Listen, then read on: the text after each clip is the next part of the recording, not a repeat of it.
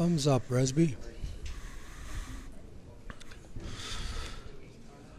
Welcome back to the Burntwood Curling Club, Thompson, Manitoba.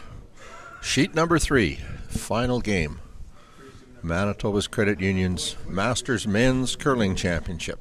Final game in the women's was played yesterday morning over on sheet 4. That game was won by Lori Dupre and her team from the LaSalle Curling Club, a win over Sandra Cowling of Hamiota.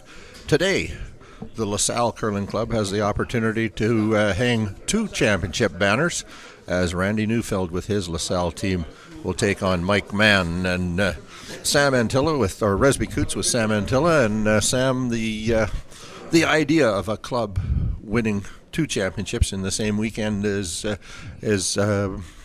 pretty interesting one, isn't it? Yeah. It's pretty novel. It doesn't happen very often. And there's a good opportunity here for LaSalle to be recognized as one of the only ones that have ever had 2 championship teams in the same season. Well, that first opening rock of the man team has been thrown in the rings, but some little issue with the ice. They're doing a little bit of ice maintenance there at center ice, no big deal. And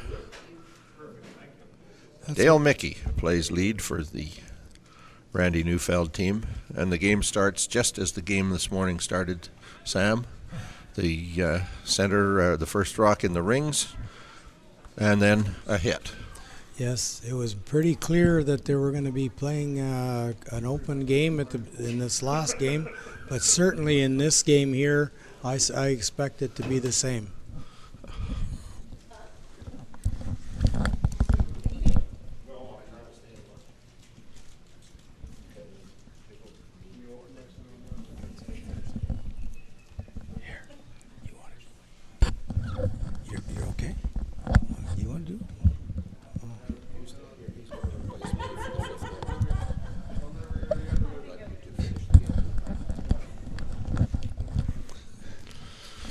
He doesn't want to. Let's see. So that hit rolled to the outside, out of the ring, not out of play, but certainly out of the rings. And Mike Mann with the opportunity now he'll throw the in-turn to go to the center. These are two really good teams. They've both played at a very high level, and Randy particularly has won many championships in Manitoba. I'm not sure the exact number, but he's won in seniors, and he's won. He's represented Manitoba and Canada actually at the World Senior Championships and done very well.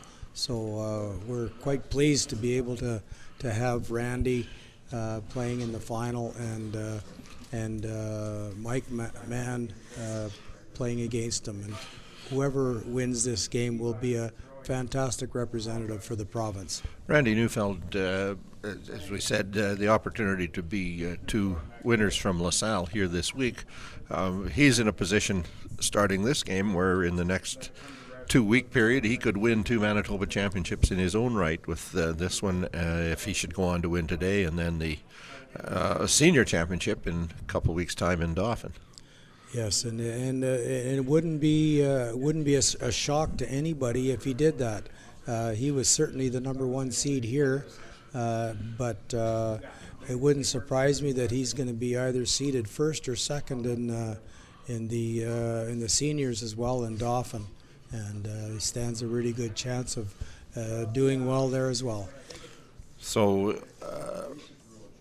If he's not first, who might be first in the seniors? In the seniors, Team Antilla from Burntwood. No, just kidding. I expect. Well, now you have to have that kind of confidence going to a championship. I would probably rank Dave Bomer as one of the favorites there as well. He has won, I think, twice at the seniors level, and. Old night train Bomer, he's been around a while and has a very strong team with him. You also wouldn't discount the Murray Warren team. who are a little older, and they are more focused on the Masters now. But after this morning's loss, I suspect by the time they get home, they'll have refocused on Dauphin, and they'll be saying, we still got a chance to win something, boys. I would think that they probably refocused by the time they got to the King Minor statue at the edge of town here. They don't carry losses very long. They handle themselves very well, win or lose. So they're a great bunch of guys, and they certainly will be ranked in the top 4 or 5 for sure, in my opinion. Well, those 3 names that we've just mentioned are in fact the Manitoba senior champions going back to 2015. Neufeld 2015-16, Warren 2017, Boehmer 2018-19, 20, Neufeld 21-22. So there you have it. So I expect that they'll be the top 3 ranked teams, and I also expect that Mike Mann's team will be ranked in the top 5 as well.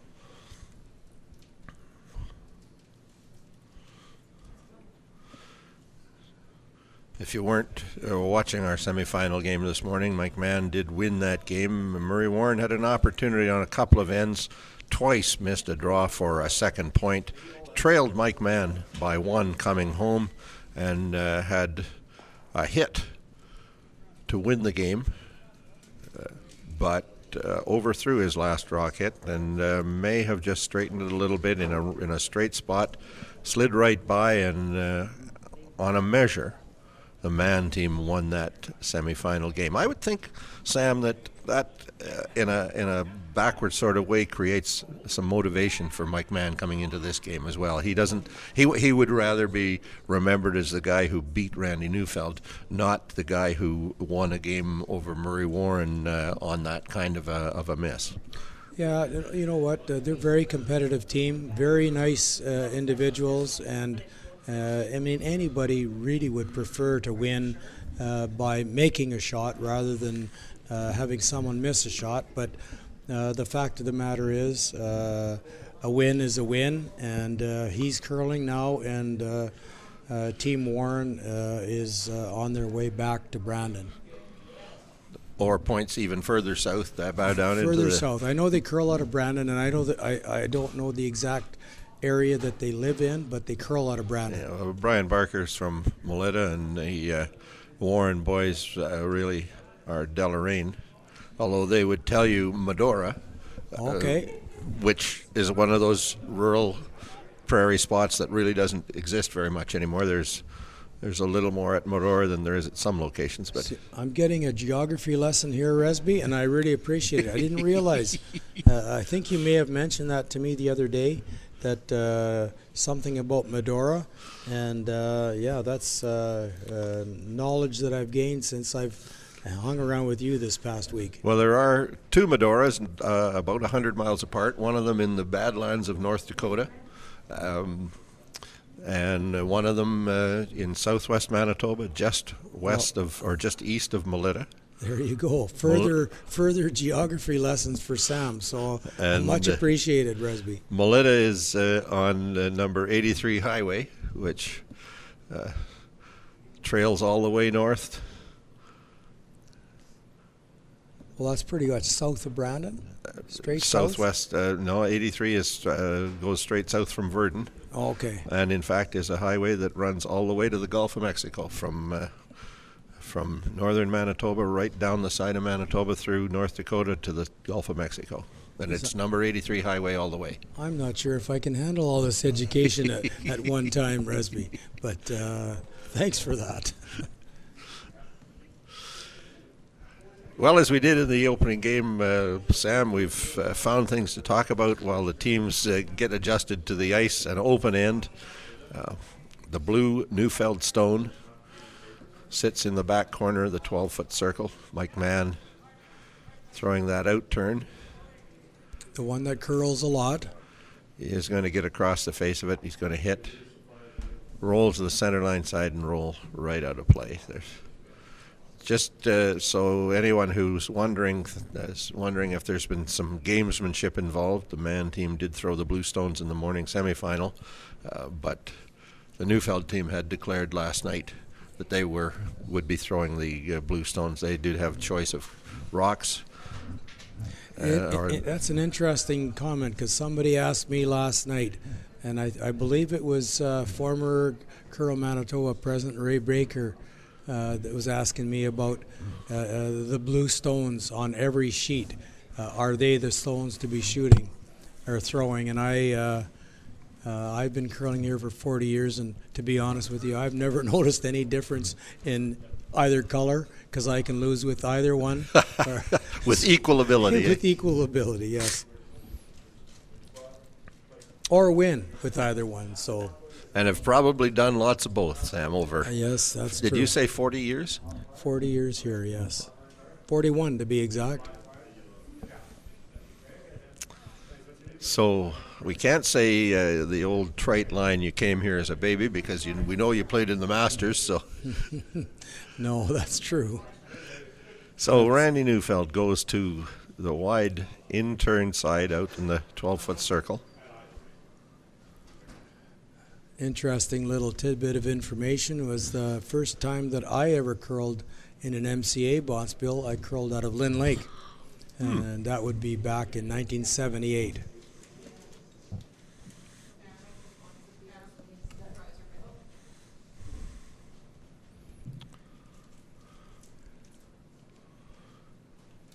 Mike's throwing that out turn that runs very straight in that spot.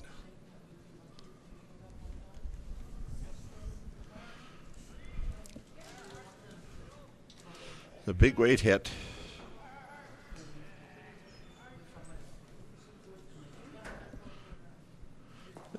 Contacts the outside of the rock, rolls to the wall.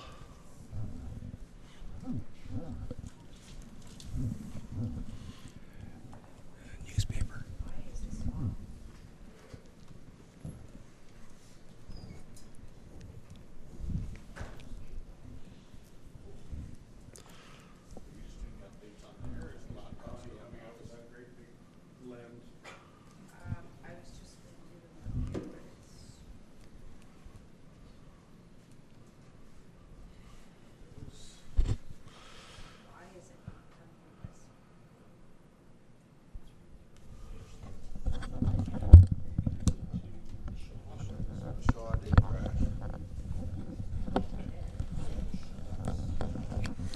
So Randy Neufeld throws his final stone through the rings. A blanked first end, identical pattern to our semifinal game when Mike Mahon threw his first rock, or his last rock, through the rings on the first end. A shout out to all those viewing from all over the place. I just had a message earlier that a dear friend of mine was watching in Saskatchewan, and yeah, appreciate all of you watching this streamed version of the final of the Masters Provincial Men's Championship here in Thompson.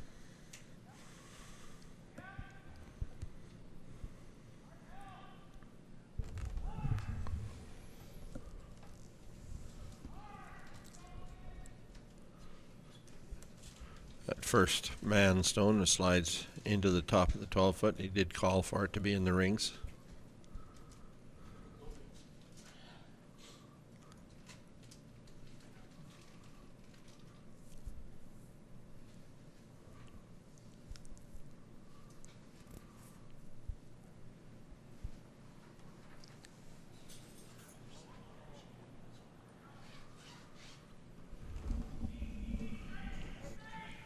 Out-turn hit. Randy Neufeld down close to the ice, keeping an eye on that to make sure he knows what that curl is going to do. He hits right on the nose and does leave it therefore off the rings in the free guard zone, cannot be removed from play. That was an excellent shot by Randy's lead. A routine shot, but significant precision to that, not to have hit and rolled onto the rings. Absolutely.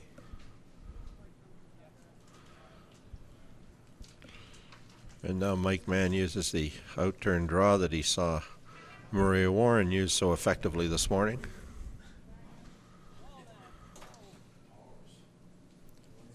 Looks a little bit warm. Does slide into the back 4-foot for sure, back into the 8-foot, back into the 12-foot.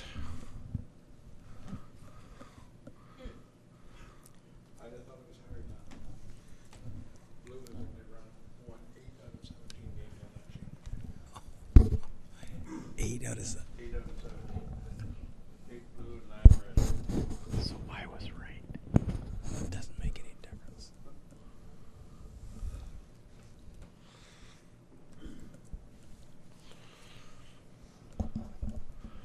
So we had that little conversation about blue and red stones, and so the head umpire Greg Maywood and Laurie McDonnell have done the research for us, and they tell us that in fact one half less than half the games have been won by blue. Eight wins by blue, 9 wins by red on this sheet of ice. So a Neufeld win will bring it to exactly even, which over a long sample you would say should be the case. And in my opinion, for sure. It's been my experience here in Thompson, so I might just mention too some of the wonderful sponsors we've had at the Burntwood Curling Club for this event, and certainly, and not the least of which is Shaw for doing all the live streaming for us, and Paul Anderson, who's just done a masterful job and worked so hard at providing the coverage for us. And for the banquet that we had Assiniboine Credit Union sponsor the bulk of that, and for that we're very grateful. That was a really good shot. Excellent draw by the Mahon team to put that red rock on the top of the Neufeld stone in the 4-foot circle. I think that was Blair, eh? Through that. Yeah. It was Blair Smith, second man. Neufeld plays a little tap and rolls. Opportunity for Mahon to play a double kill.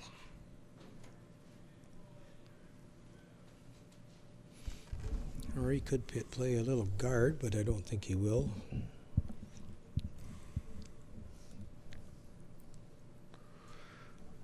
Blair Smith's second rock in this second end.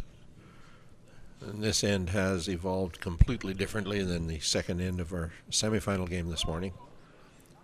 It certainly has. I think the second and third ends were both pretty clean in the previous game. Smith seemed to set that rock wide a little bit, but does get an inside roll. I think you'll see Randy run that blue back. This is certainly a strength of the Randy Neufeld team, and he has Darren Oriniak throwing second for him, and he's a pretty good hitter too. He set that out a little bit, so I'm not sure if he'll get to the nose. It might. Just going to peel off the guard. Yeah, he just set that back a little, and as we've mentioned in the previous broadcast, anytime you set that rock out on that center line, it's not going to get back.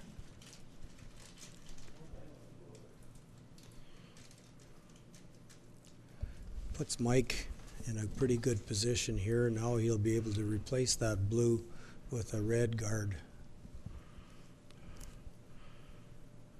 And if successful, Neufeld will run it through again, but this time he'll be running a red rock onto reds. Bill Menzies, third man for Mike Mann.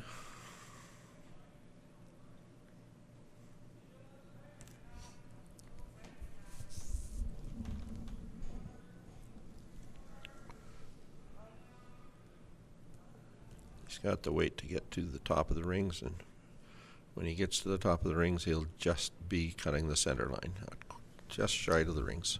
Well thrown by Bill.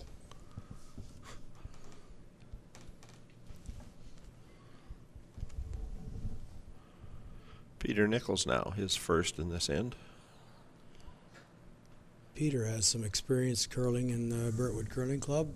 Back in '94, curling with Dave Smith in the Labatt Tankard.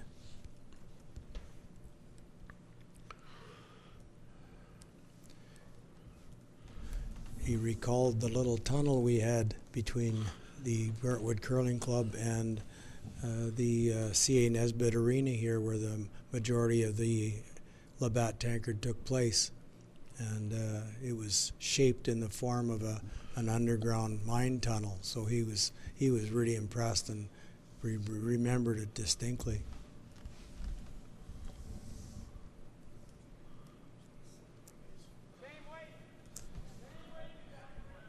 A lot of development has been attached to those two buildings since that time, Sam.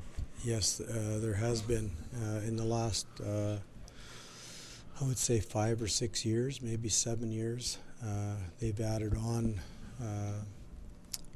University College of the North, a beautiful facility, as well as they connected the Burntwood Curling Club with the C.A. Nesbitt Arena and the Gordon Beard Arenas. And there's a fitness center and a walking track and a full-size gymnasium there.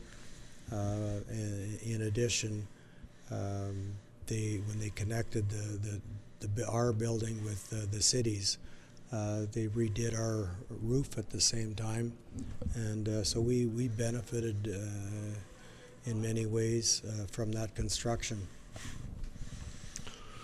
So Bill Menzies' guard just touching the center line and 8 inches or so in front of the rings, and again Peter Nichols is playing the hit on it. He's not going to get to the nose of it, he'll roll away. That's a real tough spot there on that center line to make a nose hit.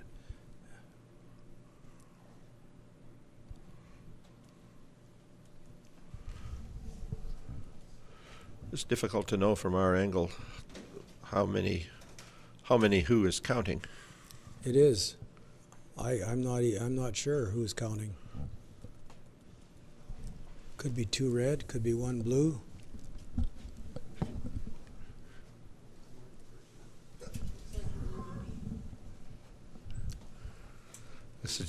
The suggestions from the onlookers is that it's blue, but more onlookers are onlooking.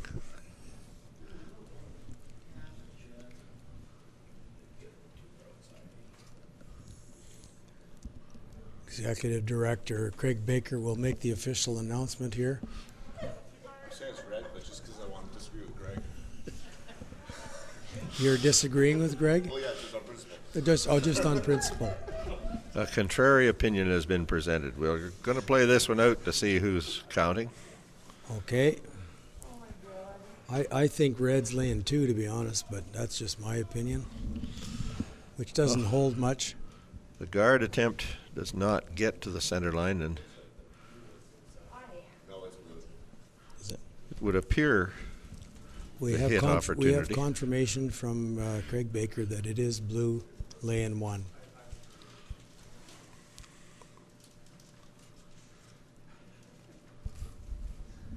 But he's a former sailor, so I'm not sure we want to trust his judgment.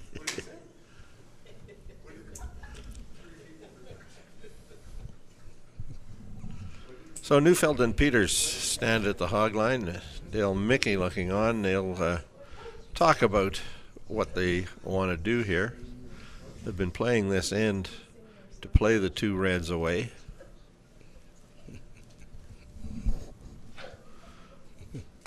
But they do know that the hit weight, they're going to roll off this red stone. So they're talking about playing a tight shot with the hopes of setting something up for the last shot.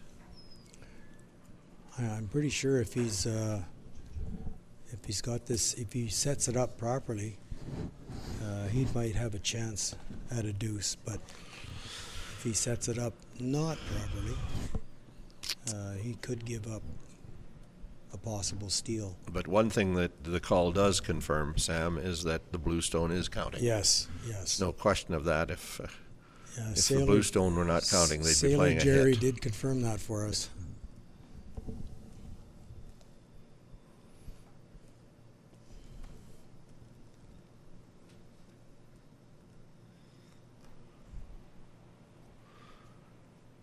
Randy Neufeld's first here in the second end. He's going to get a lot of movement on this rock.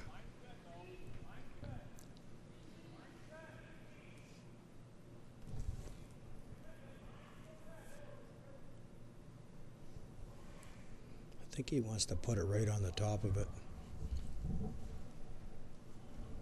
Oh.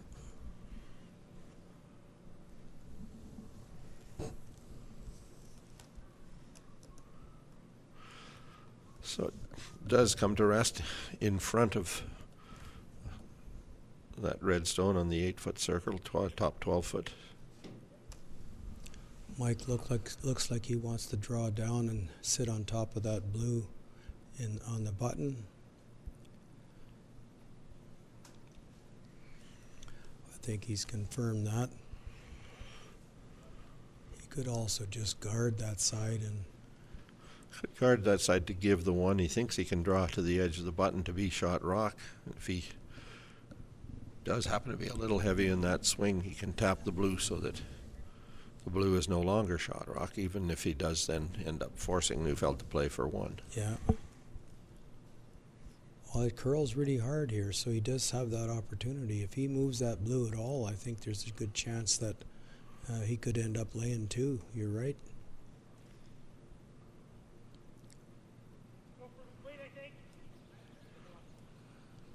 He's gone out even wider, and it'll curl even harder from that spot. So, Final stone of the end for the Granite team. Larry Boris, Blair Smith are the sweepers. just a bit light. It's going to be into the top of the 12-foot circle. Randy still has a chance to get into that button.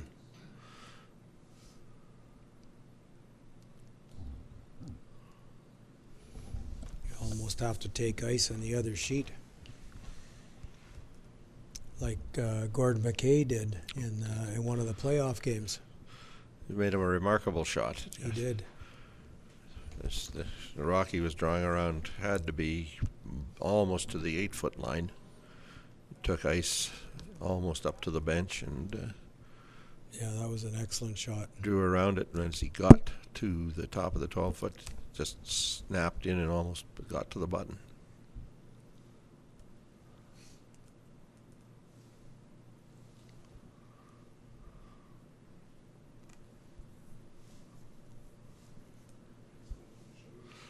Final stone of the second.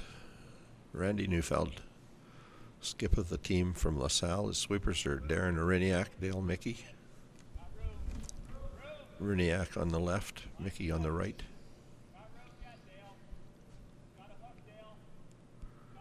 When it comes to the hog line, it really begins to bend.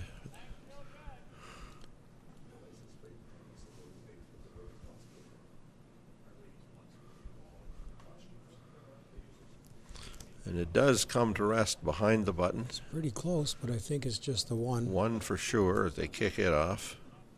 And the rest are kicked off. That rock was within a half inch of I'd say being a remarkable draw to the edge of the That was a button. mighty fine throw. A single blue. Score tied 1-1 after 2 ends.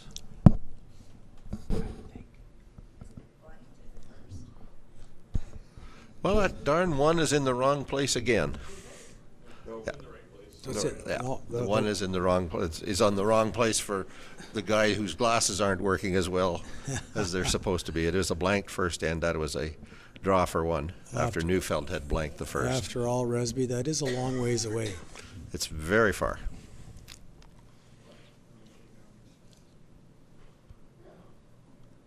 Of course, our scoreboards are a little different than the ones people generally see on TV with the scores being the numbers above. This is the traditional scoreboard. Yes. So with the single, Dale Mickey will throw his first rock in the 12-foot.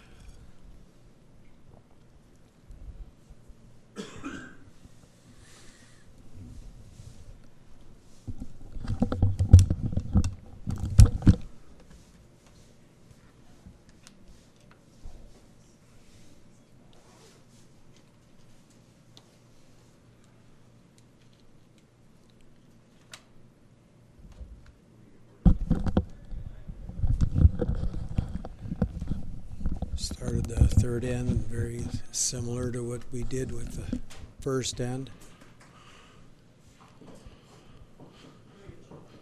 Looked for a minute as if Mike Mann might have been thinking about changing the plan and playing a corner guard, but he'll ask Larry Boris to play that in-turn hit on that rock in the center of the rings. I wouldn't be surprised if Mike plays this end to blank, unless he has an opportunity, a sure opportunity for two. He's likely going to want to blank it so he can have the hammer in the even end in the fourth end. I know it's early yet, but knowing he knows Randy very well, he's curled against him often, knows what their abilities are. They don't have many weaknesses up and down the lineup. No, he's not going to get many misses out of the Neufeld team. No. Dale Mickey hits and rolls right over onto the 12-foot circle on the tee line. Oh, he's taken. He is going to try and manufacture his two here. He's asked Larry to put up a corner guard.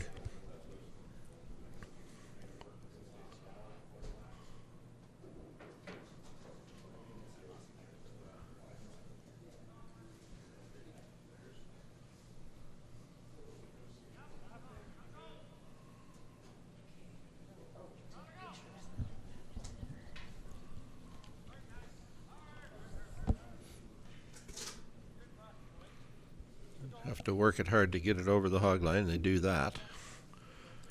That's a well-placed corner. Halfway to the rings. Neufeld will immediately try to go around it.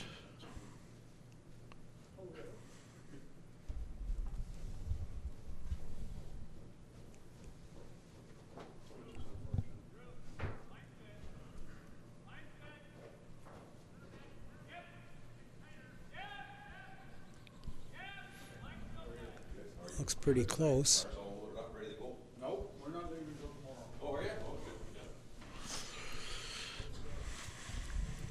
And the Ariniac draw does get just back of the tee line, half buried. Probably about a foot heavier than Darren wanted to be. He has opened the door a crack for Blair to freeze down and be shot. It's exactly what Mann would have been hoping would happen with Neufeld's draw, just a little bit deep, so allow him to draw to it.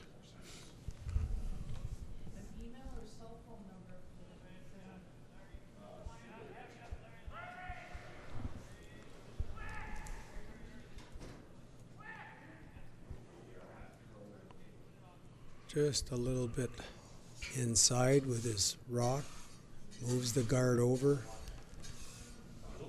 Creates that center guard, which Neufeld will ask Darren Ariniac to follow. If you pick up the camera angle from behind from time to time, you'll see the name on Darren Ariniac's back is Moxham. These are the team jackets that they'll wear at the senior championship in Dauphin, and Dean Moxham is the third. Yeah, Darren's a hired gun for this team this week, and he's filling in for Dean quite nicely because Dean doesn't meet the age qualification for the Masters Championship.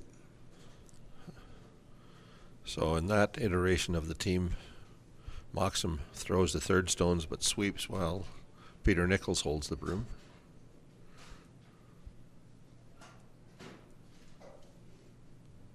And of course, Darren is a former past president of Curl Manitoba and a current director on the board of directors for Curling Canada.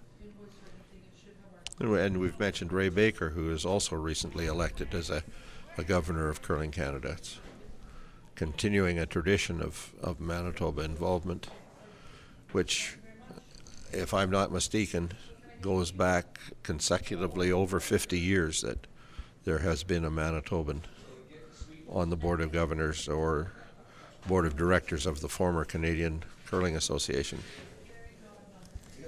You know, and it's interesting with that organization, how well respected Manitoba is with respect to those representatives that have been on the Board of Directors for Curling Canada from Manitoba. They're always really well thought of and well respected in all regards. Certainly in the time that I was involved in with you, Resby, when you were involved with Curling Canada, and certainly as the chair of the Board of Directors of Curling Canada, and that tradition continues to this day. Well, both Ray and Darren have the same thing that you brought to the table, the same thing that others have. To some extent, Manitoba is considered Switzerland in the able to look at all sides of an issue and without tending to add to the problems, more add to the solutions. Well, and generally speaking, Manitoba is kind of middle ground and always works to bring people together to some form of consensus, as opposed to the more radical representations sometimes from others, and even have brought people together to really help in the development of curling in the country. So yeah, I know Darren and Ray both bring a lot to the table, and we certainly appreciate having them. So Bill Menzies, first stone of this third end, didn't quite get to the face of the target stone. He wanted to push it back a couple of feet, but pushes it under the guard, rolls open, and with two rocks behind the guard, Peter Nichols is asked to draw. He'll in turn side, top of the rings, maybe bite the 8 foot behind the guard depending on the line.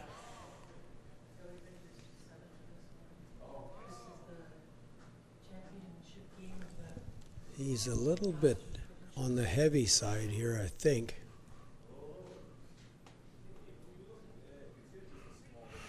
He might have given a bit of an out to Mike, because I think if he hits that on a nose, he might get rid of all 3, if not all 4 of Randy's rocks in the rings. Well, the broom gesture by Mike Mann suggests that maybe there's a jam if you get the outside blue and the blue rock in the middle of the 4 foot jams onto the yellow cross on the right-hand side. So it'll be interesting to watch the rocks roll when, if they play this hit. No, he's not going to do it.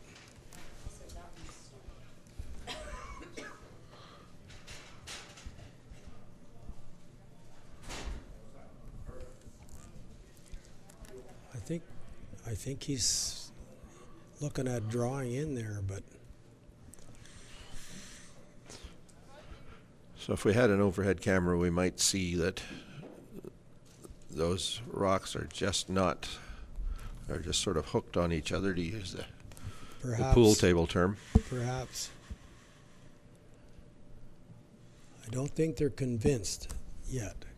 I see Mike is still looking at that possible hit on the outside, but he's sticking with his original plan to draw and freeze to that shot stone. He needs it made here, otherwise he could be in a little bit of trouble. More trouble, I guess.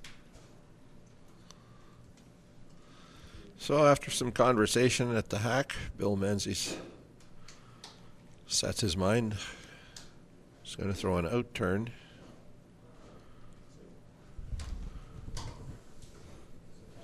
This is a shot that just must be to the blue. Coming up short here is I don't think an that's unacceptable an result.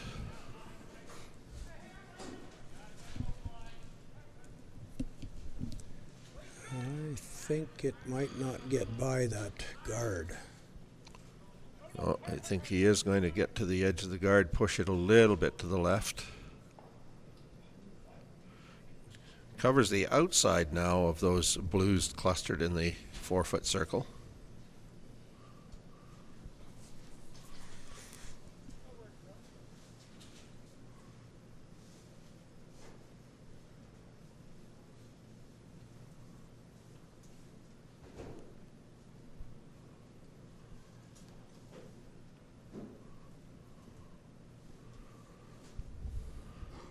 So now it's Neufeld and Nichols' turn to try to decide where they want to be, and it looks like they're looking like they want to be top 12 foot, but if they right into that cluster of blues, it's maybe okay. Yeah, that's not a bad second option, I would think. If he guards that, Mike maybe has a shot to draw to the button, and that would be with his first, and then Randy would have one more to hit it. I wouldn't be surprised if we see Mike throwing a rocket with his first rock.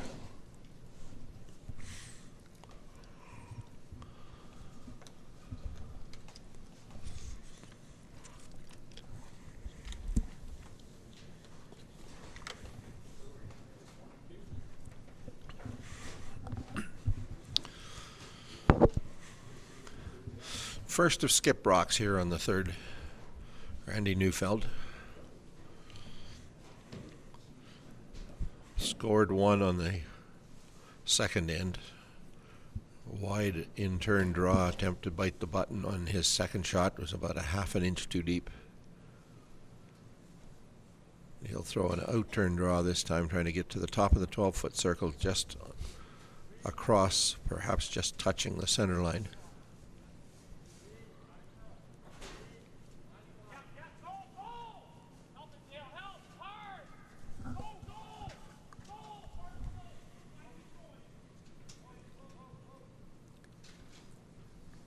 He pretty much accomplishes what he set out to do. He's not quite as deep as he would have liked, but I think it still looks pretty good.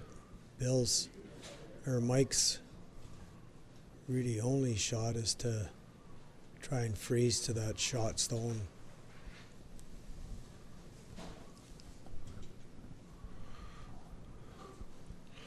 To do that, he will throw the out turn a little wider than Randy Neufeld's line of delivery.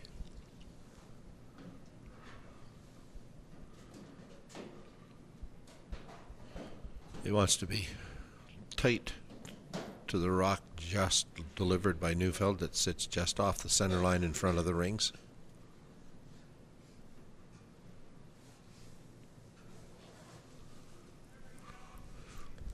Well, he was pretty good to the broom. Just depends on weight. He looks a little bit heavy here at this point.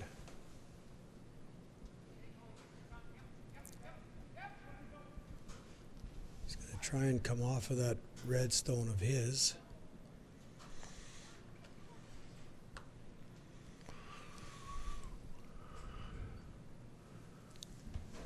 And I don't know what happened there. I think it's in behind the blue. I think Randy might still be laying three. He did curl it right in behind the all blue three rocks. blues, I think. It's hard to tell from here.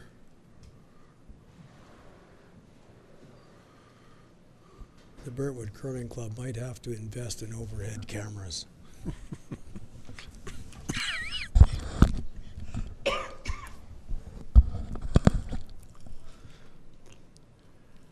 So now the Neufeld team gathers at the rings to talk about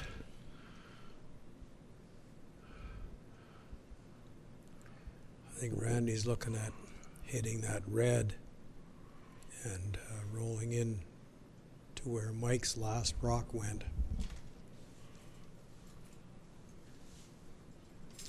We're drawing the button.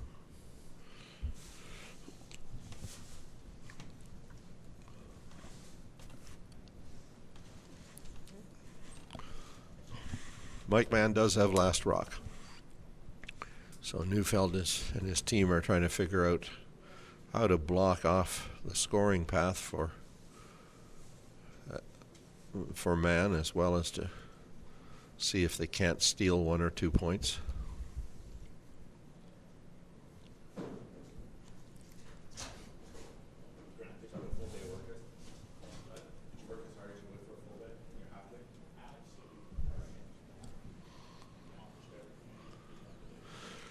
So we can't necessarily tell by the ice whether he's playing a hit or a draw, but it would appear probably a hit. I think so. I think that ice is a little tight for a draw, or even a free guard.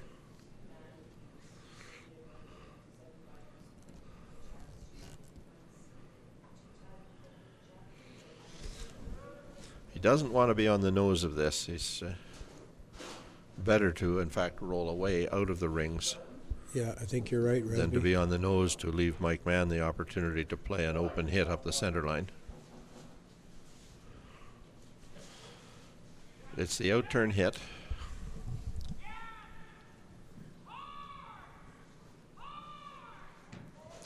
He's going to get a little inside action, but not very much. And he has left Mike Mann a hit opportunity. Well, he's got that, and he's got the same draw that he just threw, if he chooses to do that. But I suspect he's doing exactly what it looks like he's doing, and that's hitting that blue. Maybe rolling in a touch. Looking for the same shot.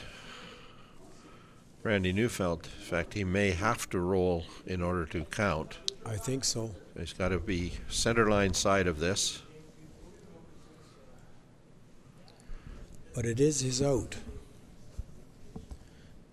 Because right now I think he's facing 4.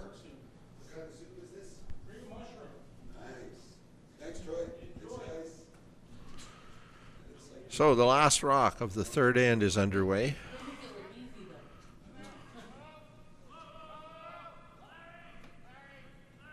Needs to curl it to get to the nose, get across the nose to get some inside roll.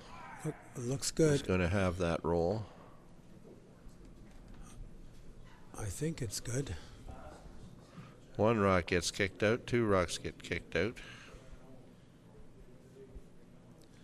3 rocks get kicked out. The signal from Larry Boris was that he made the shot, but...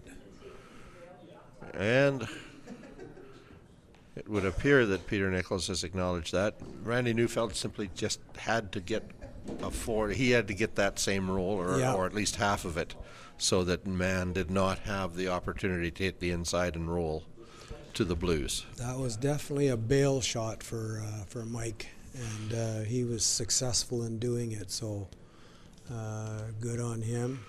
So as I had predicted at the end of the second end, it is now tied after 3. Mm-hmm. Yeah, I think Randy wishes he would have either got the roll or rolled out. Well, he would have been better off rolling completely away. Yeah. Or rolling a little more in. Ending up where he did, he certainly gave Mike the opportunity to do what he did, and he took advantage. So good on Mike. Now he's looking for a guard, I believe. at 1-1, playing the fourth. I think we're going to see lots of rocks in play from here on in. I would say we will. I think that end was an indication that both teams are ready to mix it up now, and both teams know they're going to have to mix it up. At some point, one of them will miss that shot, and there will be a 3 or 4 go on the board, and that will be the turning point of the game.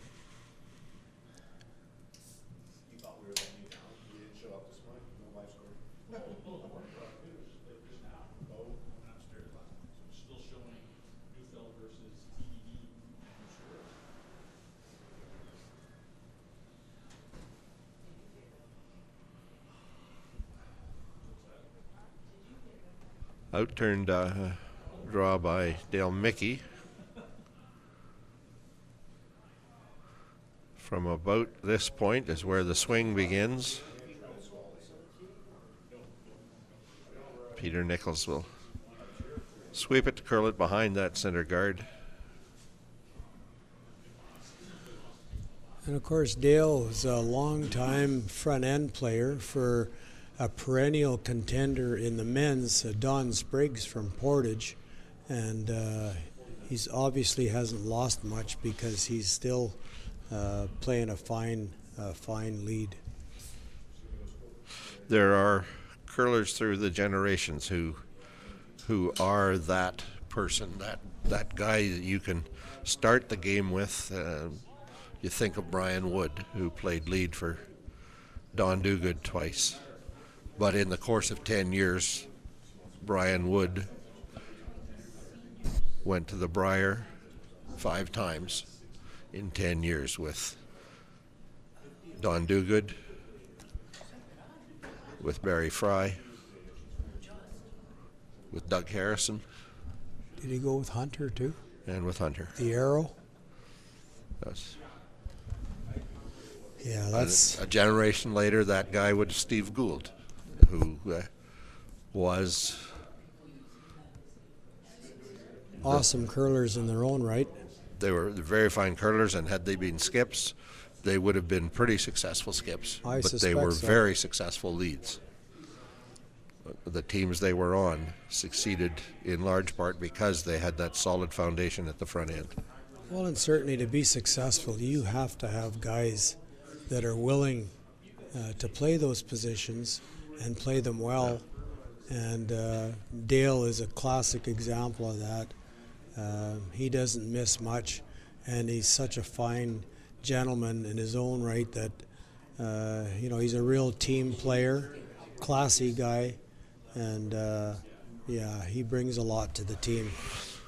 And on the women's side, lest we be accused of being politically incorrect, Sam, a woman like Jill Officer at second was the basis of Don Askin. The Don Askin at lead, but the foundation of the Jennifer Jones legend. Absolutely.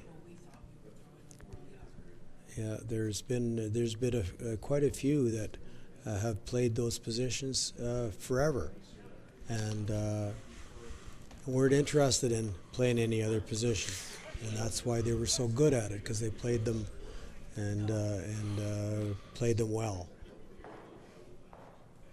So Dale Mickey had tried to go around that guard, didn't quite make it, rolled to the corner. Blair Smith runs through to take the rock out of the 4-foot, top 8-foot really.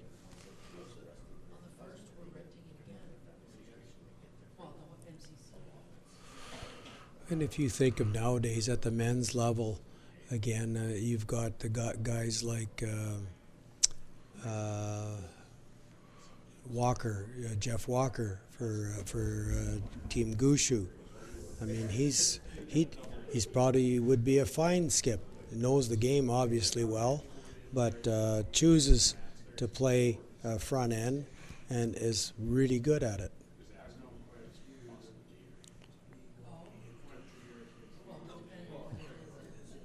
Once again, the Neufeld team rubs the center guard, pushes it back a little closer to center, rolls in to be shot stone in the 12-foot. Mike Mann will play a hit and roll back to center, try to get under the guard. And this is in a tricky spot. He's playing the in-turn towards the boards, and it does run very, very straight as you get closer to the boards with that in-turn.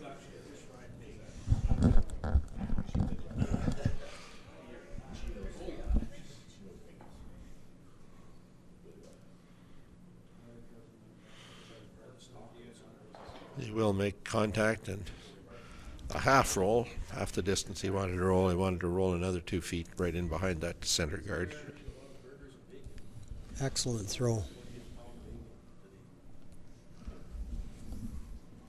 Watch this turn here. I suspect it'll curl. Well, Neufeld is probably counting on it. Get a little bit to the inside of the target stone, roll behind the center guard. Yeah, he got the nice roll. He does just that.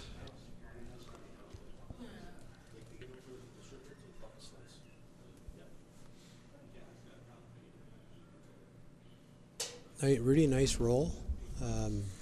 Mike can now freeze to it. Maybe be shot.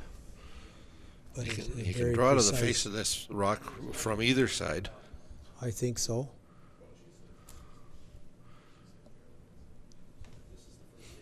Gets to the corner of the blue, it's angled. It's on the center line in a more favorable angle.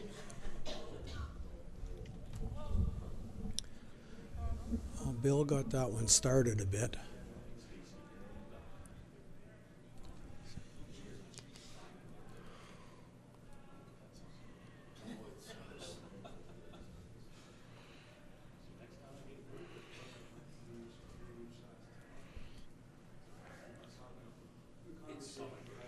Does Overcurled get a bit, right but it's to a the really nose of good it. shot.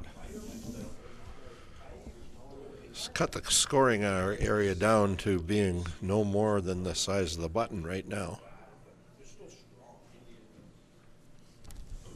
Yeah, that ended up in a really good spot for Mike Mahon's team.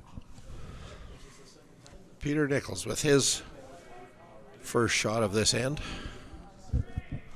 It is the fourth. We're approaching the midway point of this game. Nothing proven so far.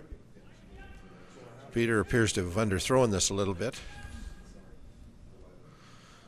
Sweeping by Ariniak and Mickey. They have brought it right to the corner of that red stone, just an inch or two short of it. That's what strong sweeping will do for you, eh? No question on that one. That one was going to be short of the rings and probably curl over onto the guard without that powerful sweeping from Mickey and Ariniak.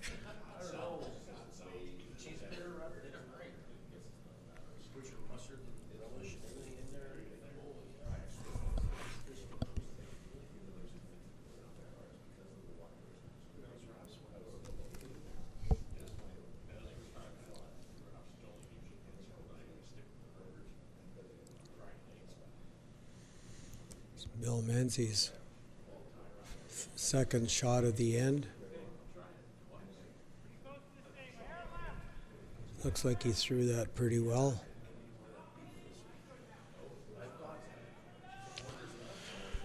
It gets into the run as it comes to the hog line, and it's beginning to curl over. He's going to be well past the guard, but he will be to the face of that most recently thrown blue stone. Fine shot.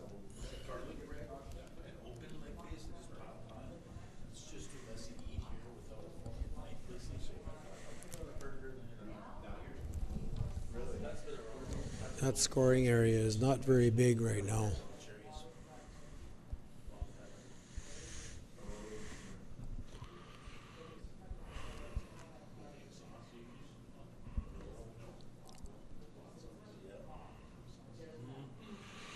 Neufeld and Nichols trying to figure out how to score more than one in this end. They do have last rock right now with shot rock, but with a man rock almost frozen to it.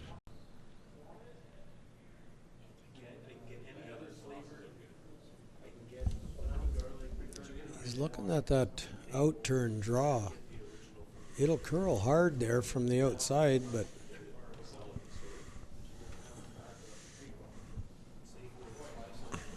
I'm just not sure if he can do much with it.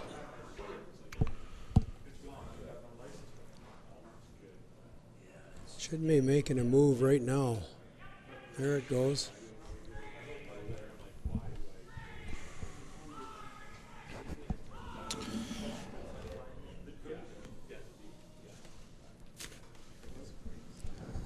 That's pretty much what he wanted. He wanted it frozen on that red, but it's pretty darn close. That's a pretty good shot by Pete Nichols. Setting up a response if Mike Mann decides to play a tap on the red to jiggle the back and then leave red as shot stone.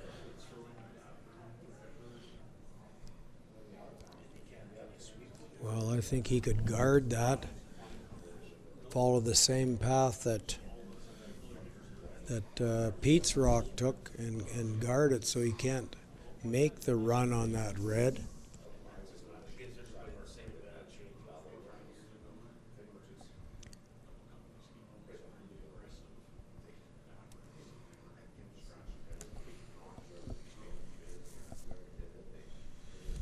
Because they're going to have to throw quite a bit of weight if it was to do anything to move that red off of the second shot red there. And he's going to guard it anywhere up front so that Randy can't throw a rocket down there and spring that red stone.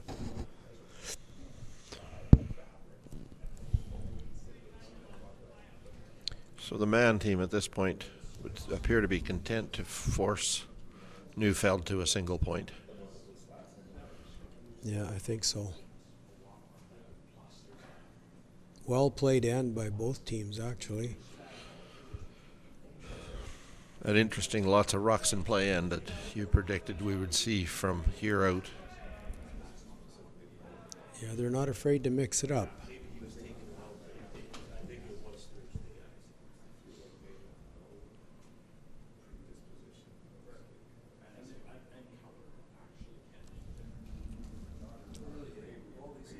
A little deeper than he would have liked.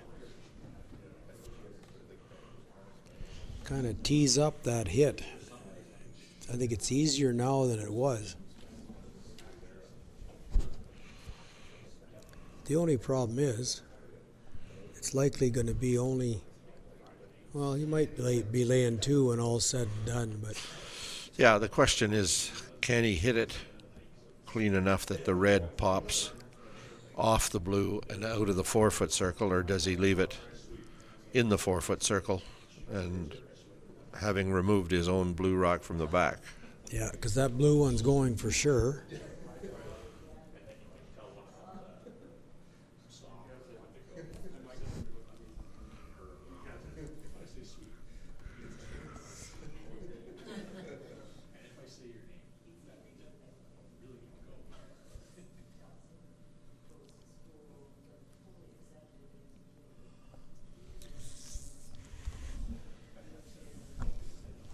So the curling season's winding down, Resby.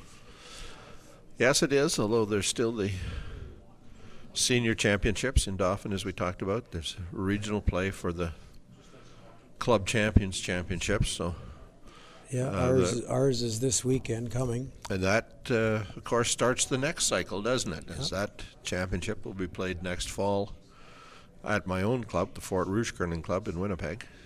Beautiful club there in Fort Rouge. Ice is always really nice. I've curled there many, many times. And always nice curling at the Fort Rouge. And then we've got the mixed coming up at the end of this month at Cinemoy Memorial. That's correct. And I think there's a field of 15 in that one. We'll be part of that as well. And that will pretty much wrap up the season. Our club curling is over on April 11th. Most clubs will wrap up in the first couple of weeks of April. Yeah. So Randy Neufeld is going to See what a triple combination will do. It's an out-turn hit. Needs to get nose or just high side of nose on that red stone. It's going to make it go red, blue, red.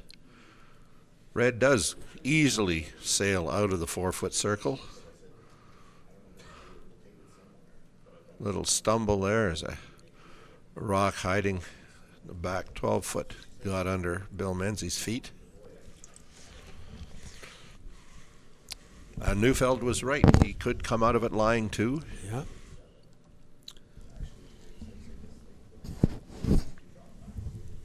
I'm not sure if there's any way that Mike can end up with shot here. He could play the nose hit on the red and force Randy to draw for his second point, or he could hit that outside one and quite possibly roll away and leave Randy a relatively easy draw for the second. Well, now the Neufeld team gathers to consider what the angles are and what the options are.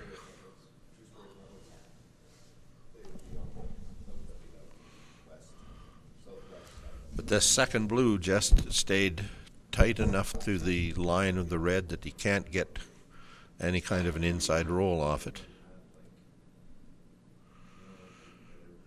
Boy, that's tight. He's talking about. I think he's talking about running the guard right into the crotch of the two reds, with each red taking out a blue. That's a tough one, but man, oh man, that would be a beauty for sure. It may be his only option. He certainly has the ability to throw the weight required. He definitely can. Well, as you know, he's a Manitoba Tucker, and he can throw the heat if he needs it. I think he can see this leaving him laying 4. If he can drive this straight into the two of them, the raised rock is not going to roll out of the rings. The tight one to the center line is going to kill the blue one on the center line. The other one, the question is whether he gets enough momentum on the second one. Worst case scenario is he gives up a deuce. And Randy would have to work at that second point if he doesn't make the double here. But it's certainly there. Well, this is the shot that absolutely merits a replay if it's made. No kidding. That's right. It would definitely merit a replay.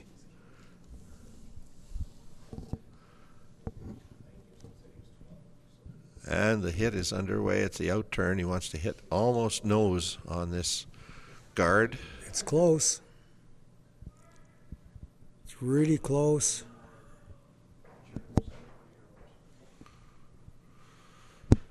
But no, it just didn't. Over curled. He didn't throw the big weight that I expected him to. As nor I. I expected then that might have kept it a little straighter, because he overcurled it just enough to get to the second rock rather than hitting the two of them at the same time. Yeah. But that does leave Randy Neufeld the first opportunity to score a deuce. He has to draw basically full 8-foot circle. And it's down a path that they're quite familiar with.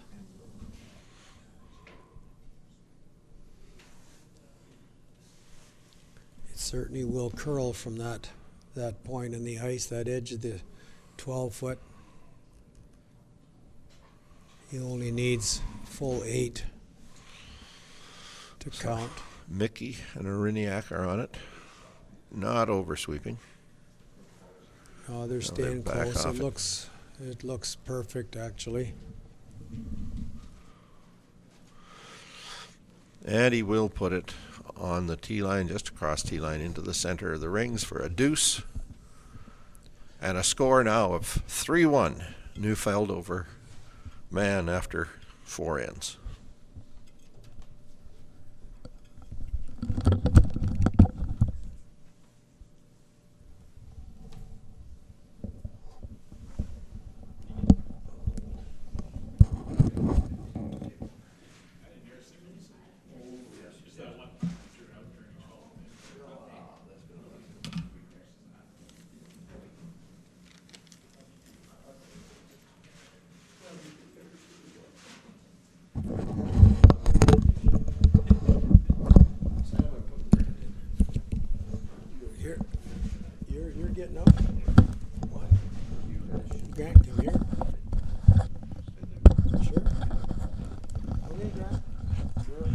buddy.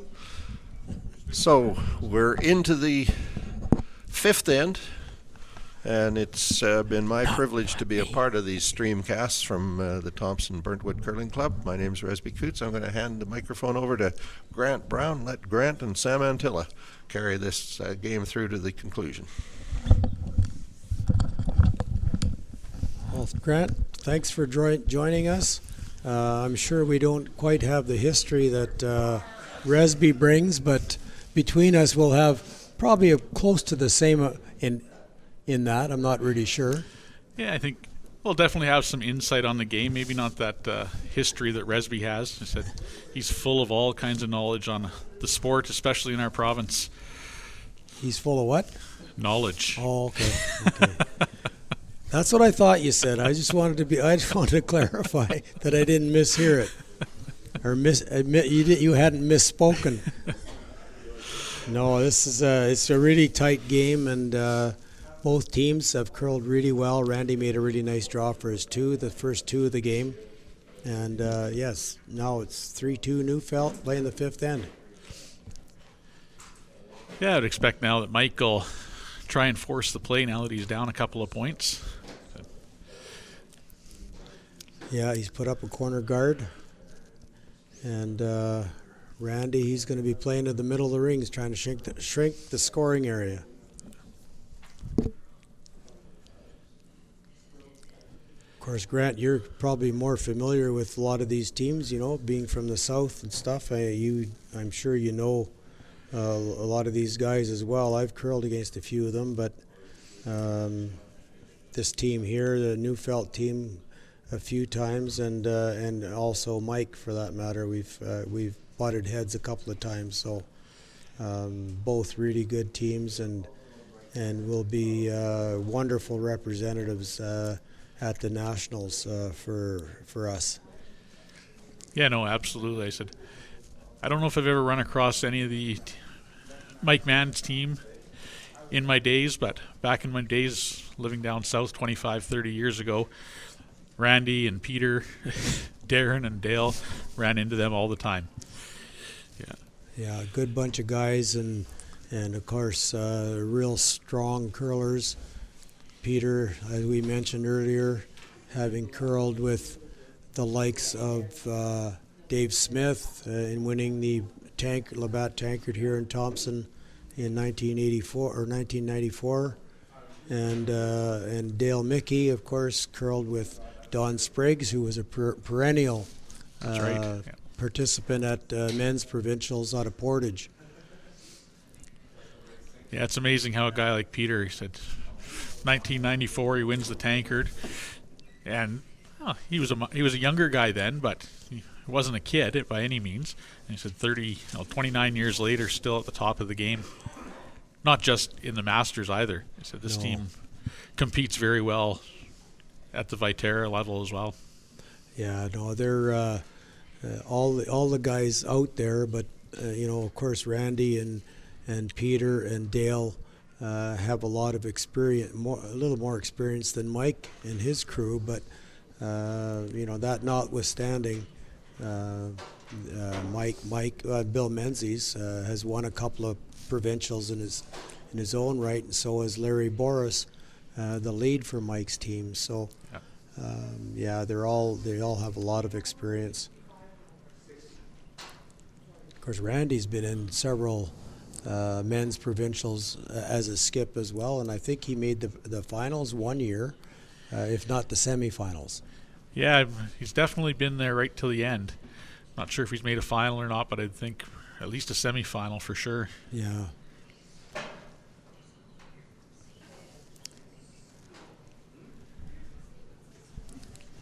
I think here Blair is playing the hit. He's trying to roll in behind that corner, but didn't quite get there. Either that or trying to roll across the face of that other blue. Yeah, hard to tell there.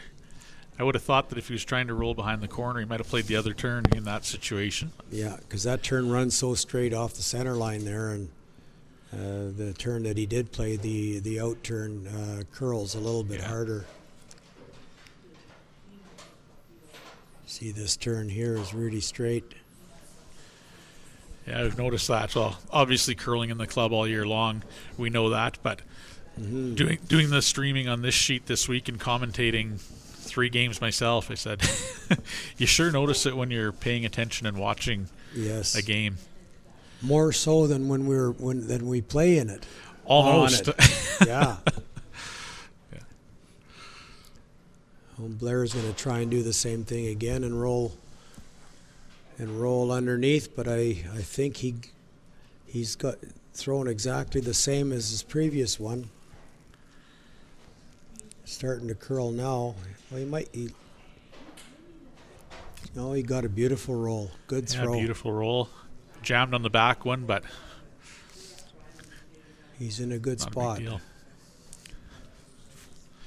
I'd like to think maybe that we see how well the ice runs and consistent out here watching these guys. They might throw them a little cleaner than some of us do in a Thursday night men's league. Oh, absolutely. Absolutely. I mean, the club curling is a little different than curling at this level, for sure.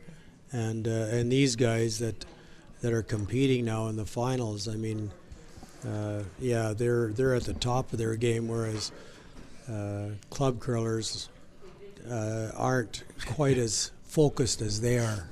Focused is a good word, maybe. Yeah, I'm sure these guys are out throwing rocks on occasion. Maybe not as much as the younger guys do these days, but I'm sure they're throwing rocks 2-3 times a week, plus playing a game or 2 in a club, and then often curling on the weekends. Yeah, and they're like I say, they're focused, they're intense, but at the same time, they're having a lot of fun at it too. They're still in the game at over 60, and they're still competitive, but it's not competitive at all costs. Right. Yeah. It's amazing that they compete at such a high level even these days. They all know how to have fun off the ice, socialize with their opposition after the game. Anybody around the club, they'll sit and have a chat about the game or just anything in general. That's right. Here's a nice shot by Bill. Didn't quite get underneath that one, but he got by the corner guard and sets up an opportunity for a double here for Pete Nichols.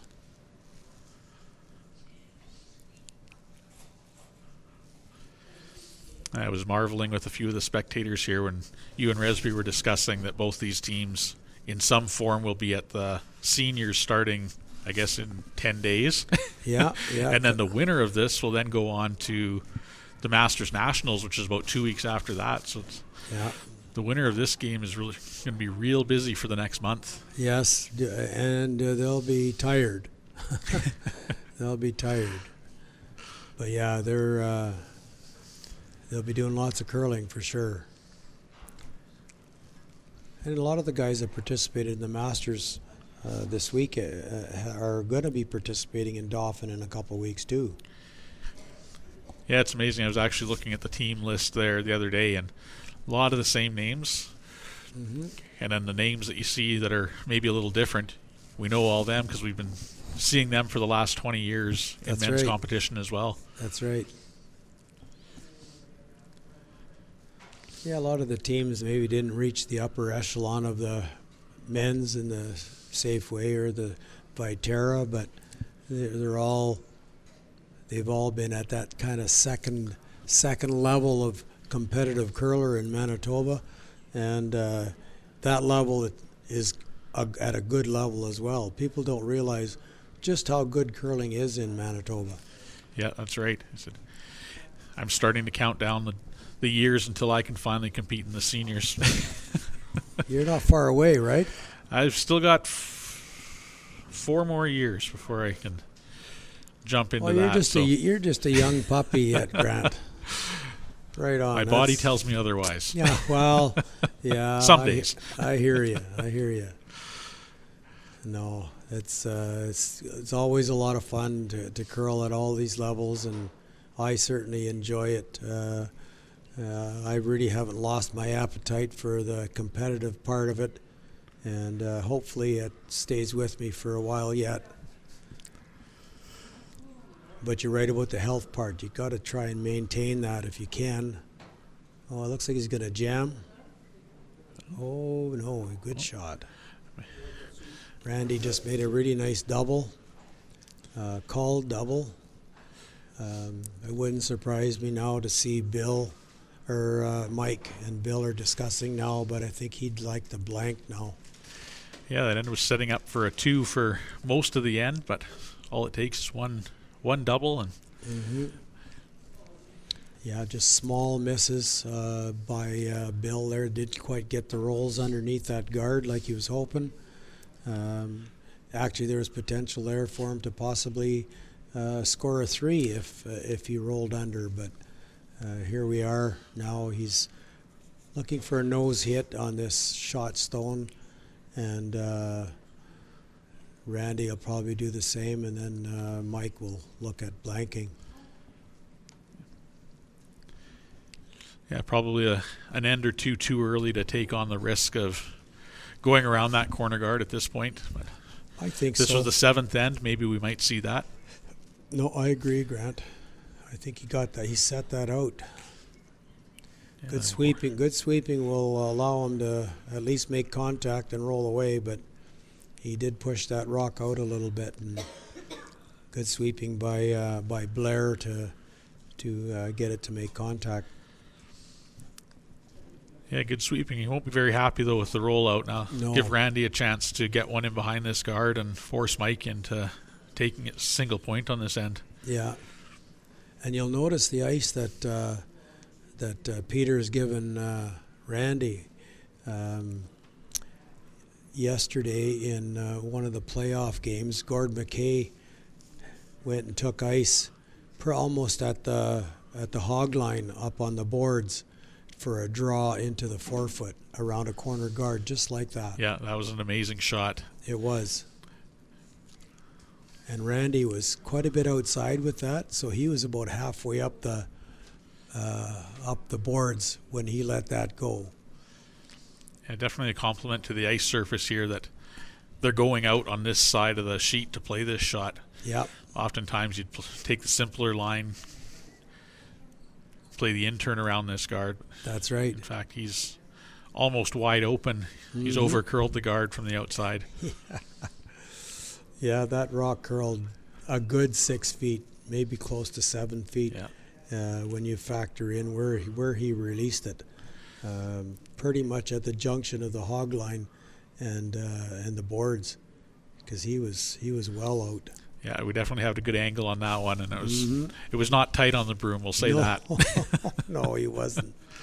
So it allows Mike an opportunity to hit and roll out for a blank, but he has to be careful here because that center line runs straight, and if he gets it outside the center line, he's not going to make contact. No, you definitely don't want to be full to this broom.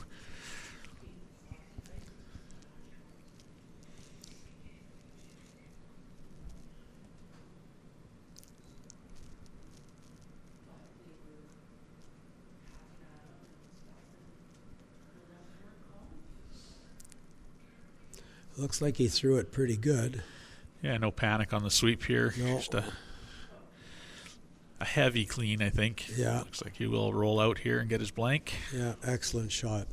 So maybe, Grant, you want to maybe talk a little bit about some of the sponsors that you were able to get for this Masters Championship here at the Birtwood Curling Club. Yeah, we had some excellent sponsors step up to support the event for us here in Thompson. Of course, Manitoba Credit Unions themselves sponsoring the event. We had Assiniboine Credit Union here, the local branch, stepped up and sponsored our banquet on Wednesday night, which was fantastic. And as well, we had Birtwood Custom Storage step up. So we're very, very lucky as a club that we have a lot of local sponsorship every year, and we were able to bring in a couple other sponsors as well for this event. So yeah, we're fortunate here in Thompson, and of course, Grant, you as a sponsor chair for our club executive, done a masterful job in getting sponsors for all the ice decals, and all these sponsors have really supported our club, and without them, it'd be much more difficult to make ends meet. So, kudos to you and and the sponsors you've managed to recruit. Yes, I've been very fortunate with our sponsorship over the last several years. Yes, that's a fact. It's usually, once we get somebody on board, it's been very easy going back to them. They're quite happy with it looks with good. the acknowledgement they get and the support we return as well. Yeah, it's a two-way street for sure for sponsors. I mean, they get the recognition and the visibility in the club, and then in turn, we encourage at all our events. We encourage our participants to support our local sponsors, and that seems to be working quite nicely.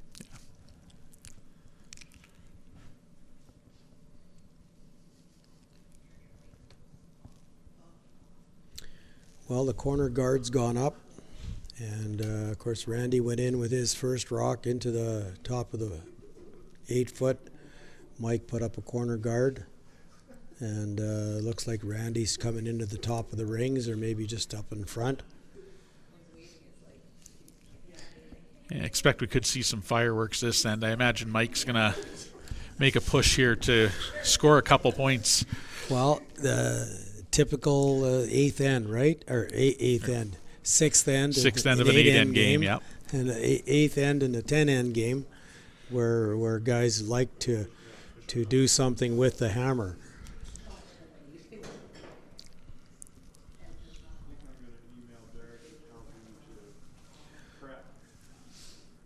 Real nice guard by Dale.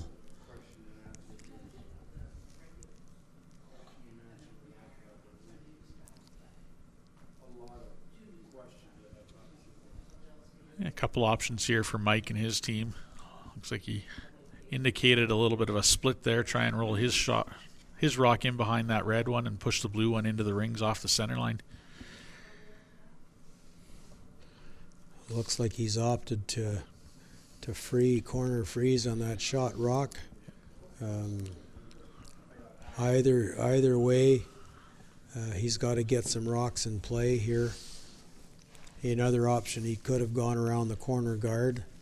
He could have put up another corner guard. I don't think any one of the calls would be wrong. No, none of them are wrong. It's the right call is usually the one you make. Yeah, that's correct. Even if it's the wrong call, eh? That's right. As long as you make it. Yeah. Looks like a good, nice weight. Hopefully it doesn't roll off. Good line. Just a rolled off. Little roll off there.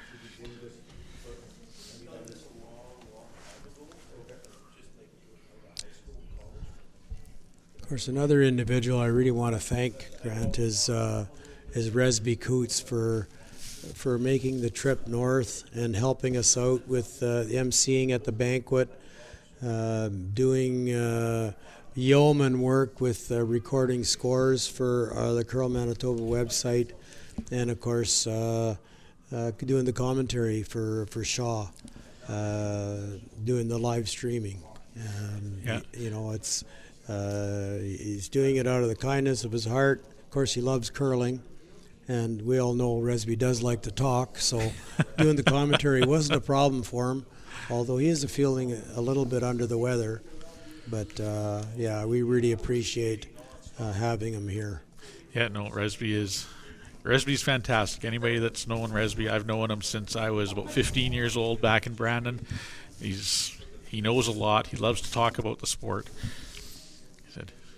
And if he asks you to do something, it's very hard to say no, as I discovered this week, as I got talked into doing a lot of the commentary on these live streams. Would you say it's impossible to say no? Very close to say no. Mm-hmm. Impossible to say no, yes. Yeah. Because if you do say no, he'll ask you again. Yeah, and again. Until you say yes. And again. That's how he kind of got involved with the Curling Canada, was Resby.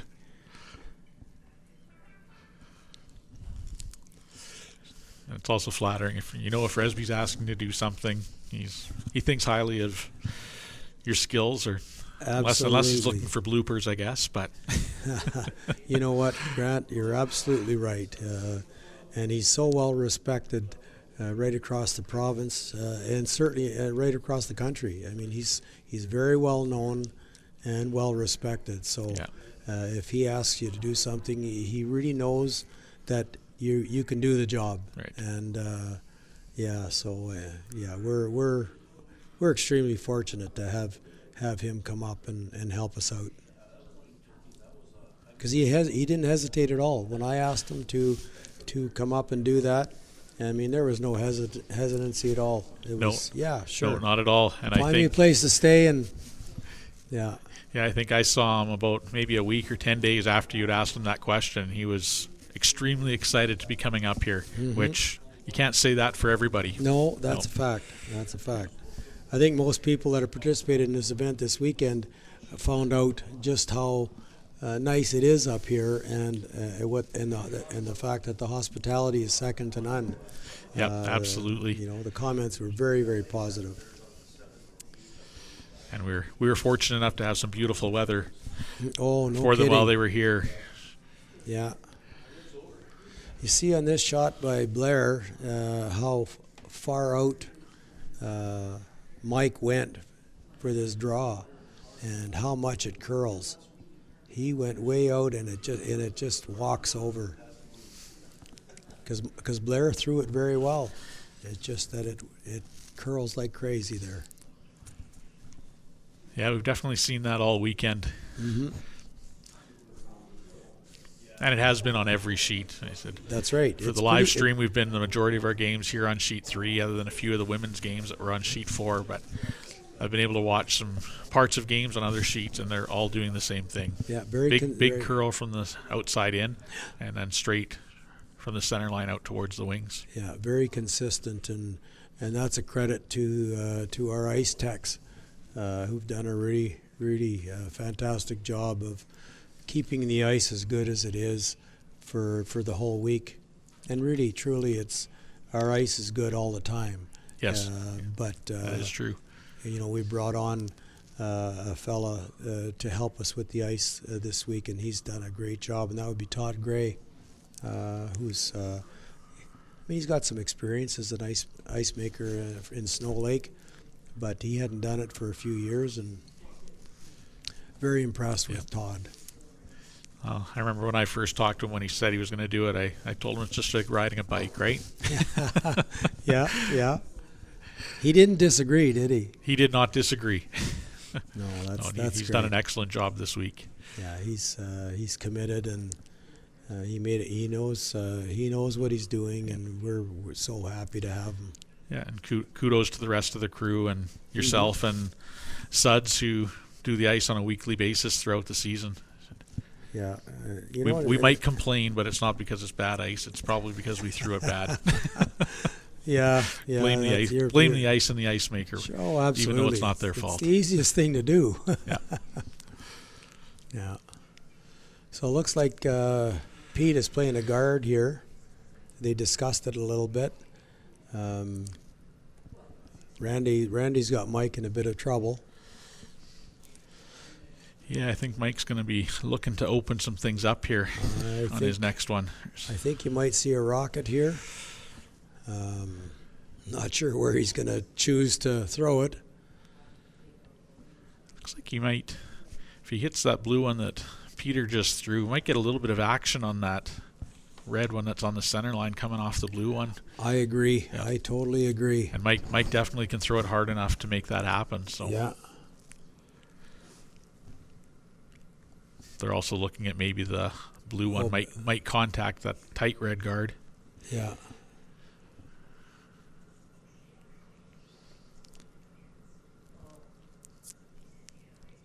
This is one of those shots that'd be nice to have a telestrator. Yes. We could draw lines. I'm sure we could draw them just as straight as some of the ones we've seen elsewhere. And Bill can throw them too. I mean, he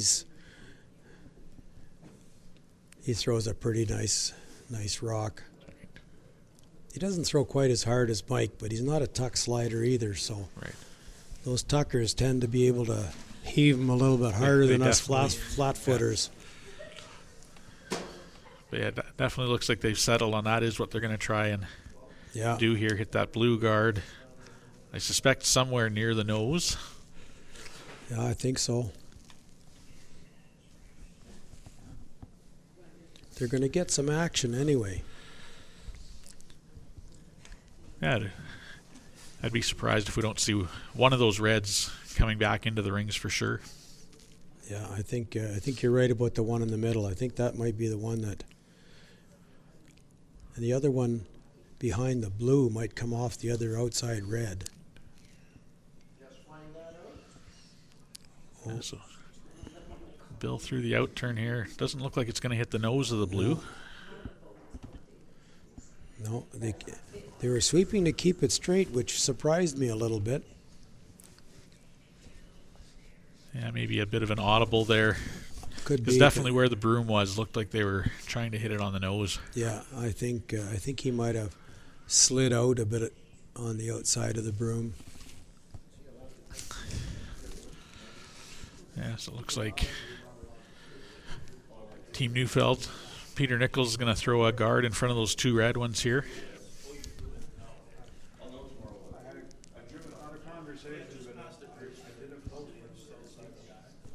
You know, another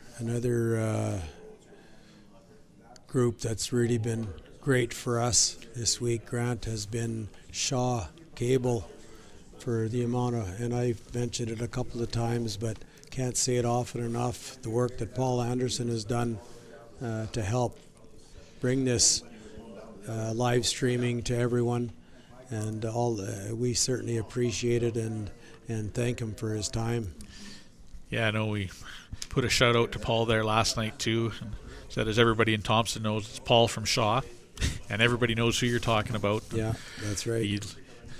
He loves coming out and supporting these community events, whether it be 7-year-olds playing hockey, or now we've got him out doing 60-plus-year-olds curling. So. Yeah, no, he's been a real asset to our community, and he's been here for a long time. He's been here for 20 years. Yeah. I think he's one of the only Shaw employees left up here, is he? Yeah, I'm not sure if there's much staff left at their office. Anyway, he does a great job, and he does it very willingly. I mean, he's the one that offered to do this in the first place. I mean, he come up to us and made the offer, and I mean, how could we refuse? Yep. Yeah, no, it was phenomenal that he took it upon himself to offer to do this. That's right. Yeah, that's right. He's a one-man crew out there with 4 iPhones and an iPad. And he's done it for every draw. Yeah, he's been here 14 hours a day, I think. Started Thursday morning. He was actually here twice before that, setting up. So he's put in a lot of hours here at the club. And he does all, like you say, he does kids events, he does community events, he does graduations at all the schools. He's just everywhere. Yeah, weekly city council meetings, school board meetings, all that kind of stuff. It's fantastic for the community. Definitely don't see that kind of thing in the big city. No. They're very community minded, and certainly they have the right guy on their staff in Paul, that's for sure. Looks like Mike's running back that red, I think. He needs to, if he angles it a little bit, he might get both blues going. But with that kind of ice, I don't think he's not throwing a screamer down there, that's for sure. No, I would think with that ice, he's looking at throwing a softer weight, trying to make sure that red one, if it makes contact with a blue, that it'll stay in the rings somewhere. I don't know, Mike. Looks like Bill's trying to talk him into running that blue in.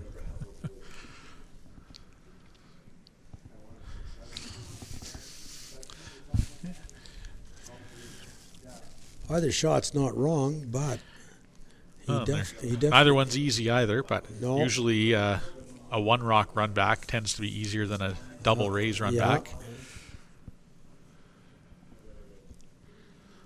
Yeah, they're definitely not sure of this. I think he's worried about if he leaves it up and doesn't make the straight run back, he might not have a shot with either of his. Yeah, so it looks like they've settled on running this blue one back. I think they're running it on an angle onto the center line one. Yeah.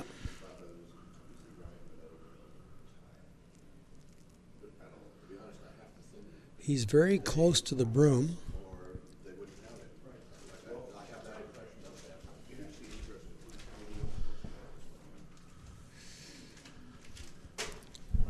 Well, opened up the center line and spun a red one into the top of the 12-foot. Not a terrible result.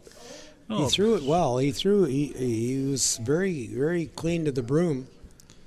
It looked like it might have over curled a little bit. Yeah, I think it over curled slightly from their called shot, but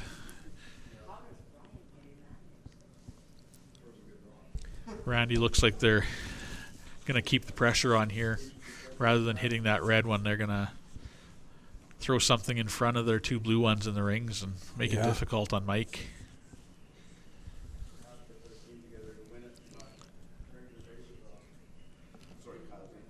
Because right now there's not much of a path into that shot stone. No real path to the shot stone, and we know we've been talking about that wide draw curling, but Randy's rock, I think, is covering the pinhole. Yeah. I don't think they can make that draw to score. And at this point, you definitely need to score if you're throwing red rocks in this situation. You don't want to go down any more than you already are. No, I agree. I think if Randy puts a good guard up here, you might see Mike play that outside blue. Yeah, I was just eyeing that up myself. He might try and double or get them all going. But for sure, try to get that rock off the button.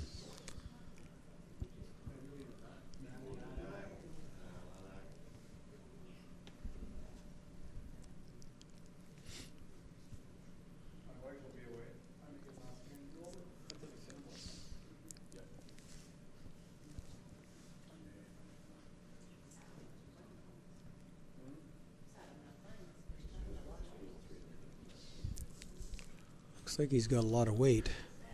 Yeah, the sweepers seem to. They don't think it's light, anyways. No, he's got lots of weight.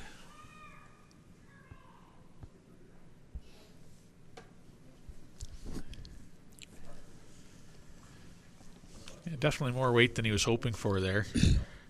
Had probably top 12, maybe even top 8-foot weight there. Yeah. Ran a little straighter. Yeah, it's definitely not like Randy to be that heavy. Because I'm sure he was playing a guard, wasn't he? From all indications, yeah, they were playing the guard. But it's still going to be hard for Mike to do anything with that shot rock. Yeah, shot rock is. I don't think you can get at shot rock directly. I don't think there's a hole there. It wouldn't surprise me to see them look at maybe getting the second shot rock and rolling in behind the guards. Or trying to line up the one that's in the 12-foot.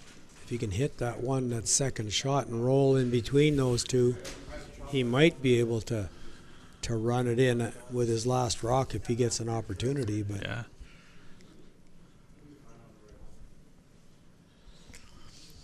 Yeah, kind of eyeing up that blue one that Randy just tapped into the rings.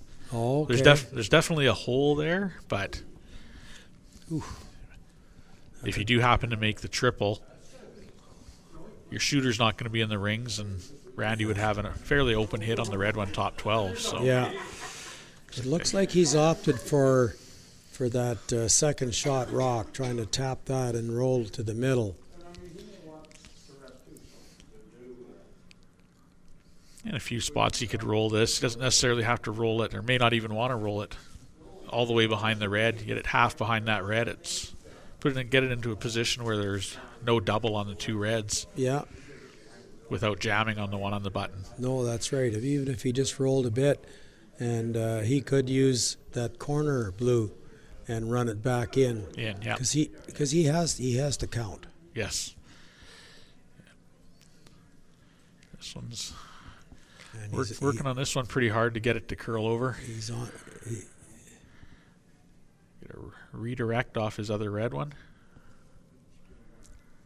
It's actually a really good result. Well, yeah.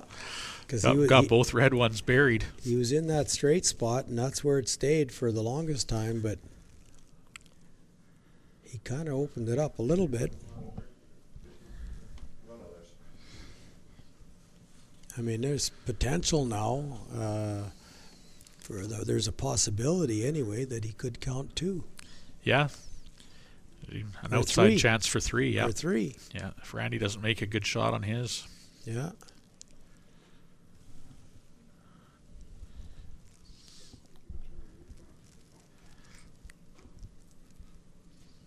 That ended up being a pretty darn good shot.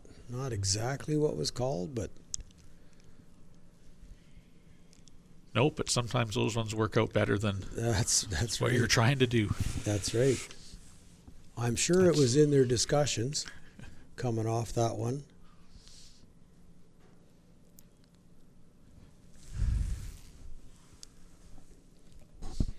But it certainly created a bit of an issue for Randy because he has to place this guard perfectly. Otherwise, he could give up a 3. Yeah, and even a perfect guard, Mike might just run it back and try and pick it off the button for 2 that way. That's right. Yeah, exactly.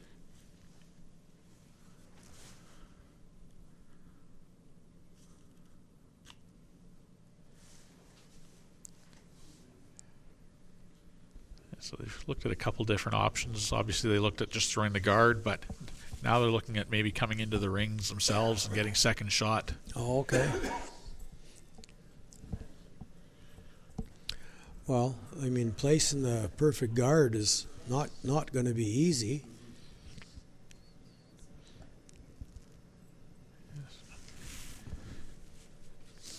Yeah, so it looks like they're just going to try and come into the 8 foot, maybe just a little piece behind that red guard. So red one top 12. So kind of leaving the shot rock open almost. Yeah, leave shot rock open for 1. So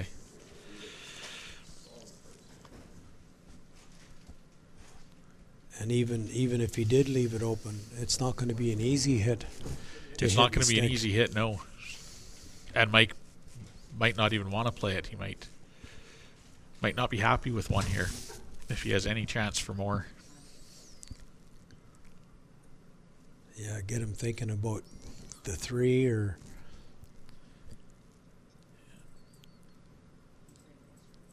I think given the way this end has developed, he may be quite satisfied with taking 1 if he has the opportunity, because it certainly didn't look like he was going to have that opportunity. Absolutely.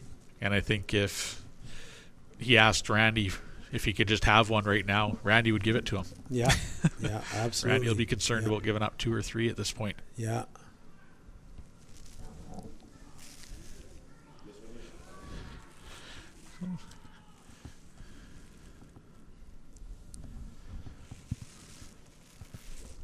Well, didn't slide into the rings quite as much as they were wanting to, but it did block the shot rock. Nose hit double for 2.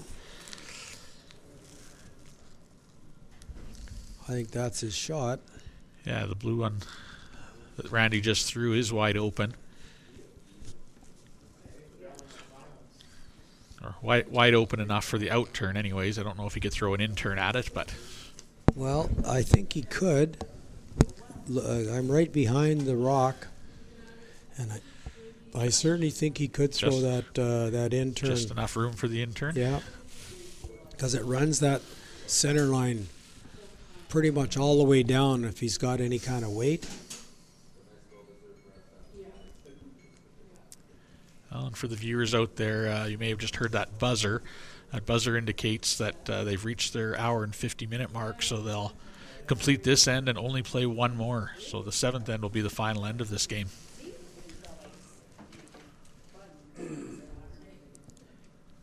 He's going to be close. Very close. Very close. Closer than close. It's perfect. Excellent shot there. So Team Mike Mann picks up their 2 and tie the game up here after 6 ends. And we will head to the 7th and what will be the final end in a tie game.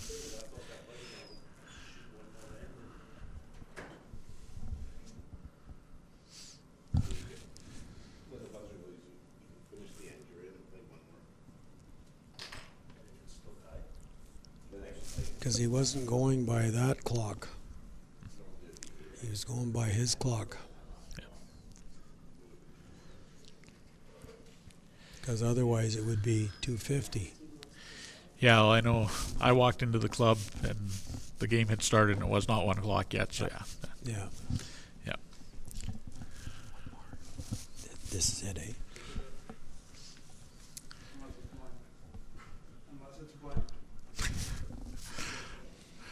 So, heading to the 7th and final end here, Team Man will look to throw a center guard as they'll need to steal this end. Yeah, we just got confirmation from head umpire Greg Maywood that this is indeed the final end, barring a blank.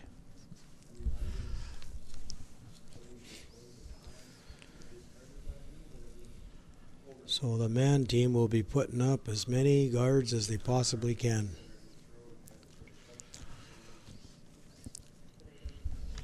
You know, lots of times in this situation you might see the team with last rock play the tick shot, but obviously Team Neufeld prefers to go around that center guard to try and make Mike work to get around it. Yeah, I'm a little, actually, you know what, Grant, I'm a little surprised that they didn't try and play that tick shot. Yeah, the last few years that has kind of been the go-to shot in these situations. But these guys have played enough games that they know that this is their preferred way of playing it. Yeah, they've played a few games together, so they know their capabilities and their skill set. So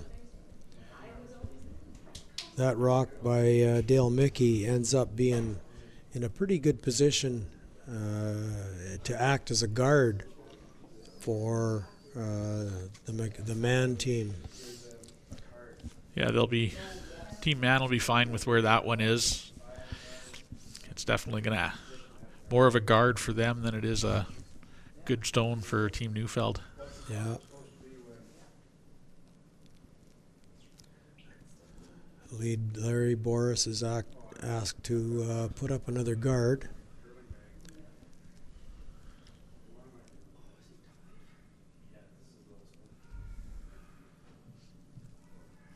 You definitely want to get this by, which looks like he has. It's very close. Yes, he did. He put it exactly where, or pretty close to where Mike asked him to.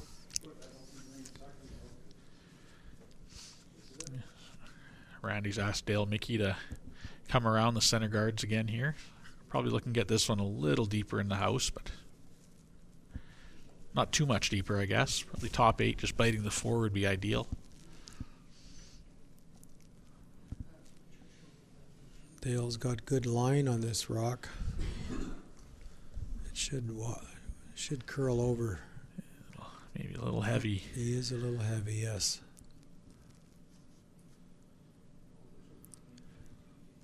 And Mike will be happy just to leave it at the back of the rings. He wasn't interested in sweeping that through.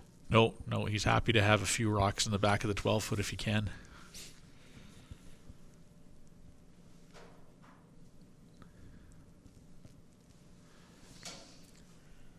Still not interested in playing in the rings. He still would like to have some more rocks up front. He's talking about moving a little bit of the granite around in front of the rings, but yeah, I think they're a little concerned that that's a fairly easy double on the 2 reds. So Might want to guard that situation, but looks like they've decided to come around it with the in-turn. Still a guard, though. I think you'll see Randy peel off those and play a double on those two reds up front. I think that's what Bill's going down the top about. I think that's what the advisors, as we've like to call them this week, have discussed at this end, and send the lead advisor down to the other end to discuss it with the skip. Yeah. Ask him, what are you thinking?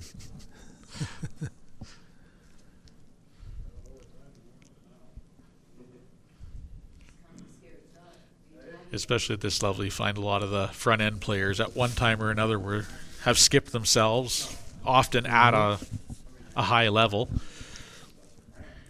And I mean, lots of opinions.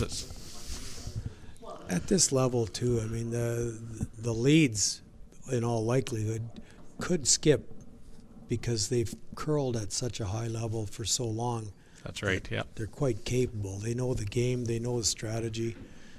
Just their preference to curl in the position they're in. I think they did come around to the same call that Mike originally made. Yeah, sure. Mike gave his rationale, and the rest of the team has now bought into it. Mm-hmm.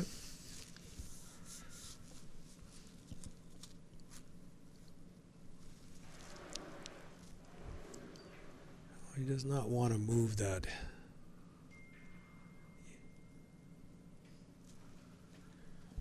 I suspect that was a little more weight than they were hoping for. I think so, Brad. I don't think it changes Randy's decision. He walked up to those two center guards pretty quick. Yeah, there was no discussing this shot.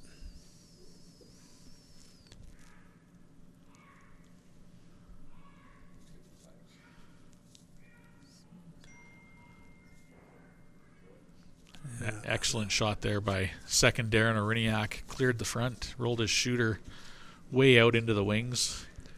That was the danger of leaving those two like that.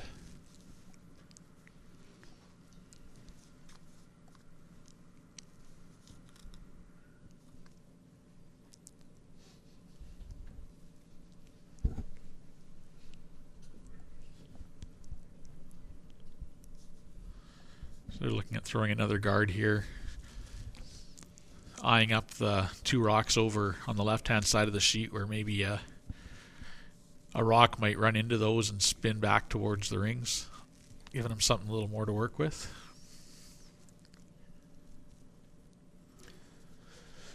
Yeah, Blair's delivering his first stone of the end. Or his second. His second. Second stone. I had to look there for a second. Yes, Yeah. This is his second stone of the end. Yeah. They're working this one to make sure it gets over the hog line. It looks like they've got it quite comfortably. Yep, never a doubt. No. They just leaned extra hard on their brooms. And again, Randy's, I think before it stopped, he was beside it calling the peel.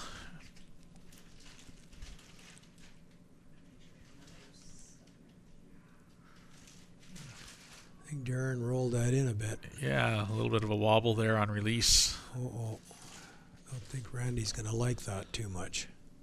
Or he'll like it a lot. Oh, yes.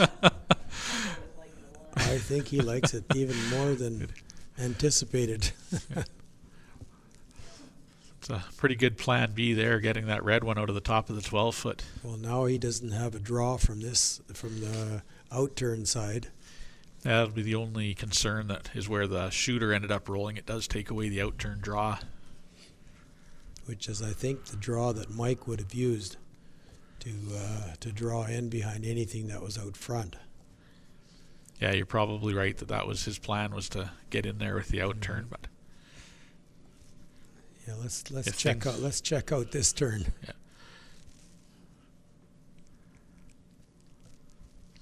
But Mike still does have that rock top 12-foot biting the 8-foot is still a usable guard for him at some point if he needs it. That's right.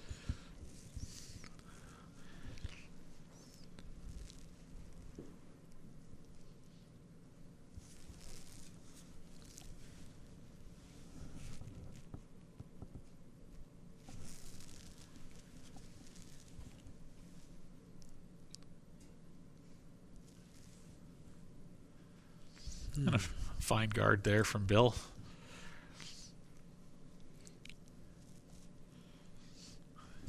I think that rock could be anywhere between the hogline and the house, and Randy's going to peel it. So, I don't think he's finished peeling. no. Especially with that one rock in the rings there, he's quite content.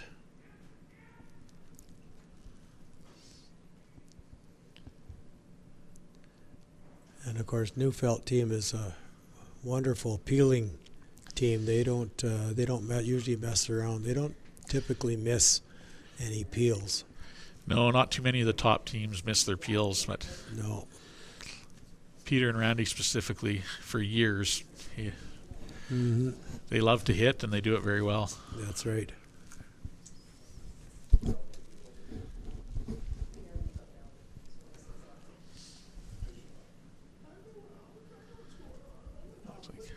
A little bit of discussion here again. I think Mike called for the guard, but having a little bit of conversation if maybe there's a time to go around that one in the top of the rings now, or save that for a bit.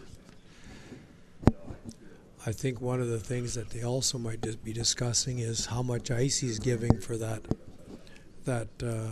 guard, Right.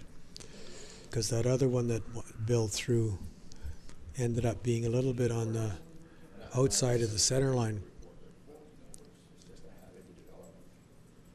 That was a quick discussion, and they did tighten up the ice from the looks of it. Yeah, Yeah. because he was, I would say, about 3 inches from where he initially had the broom. So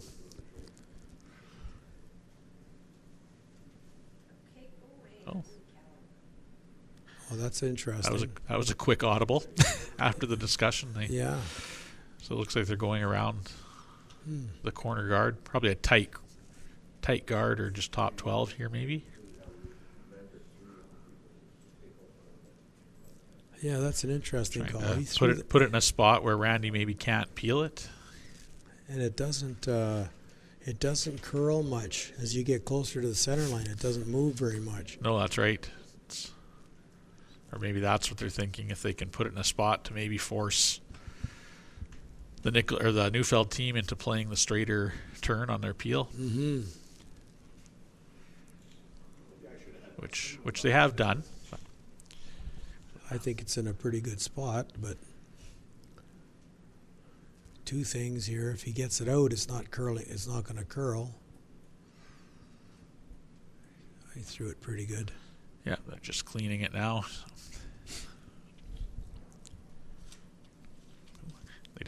They did touch one of those rocks over by the boards, but just grazed off the back of it, and no harm over there.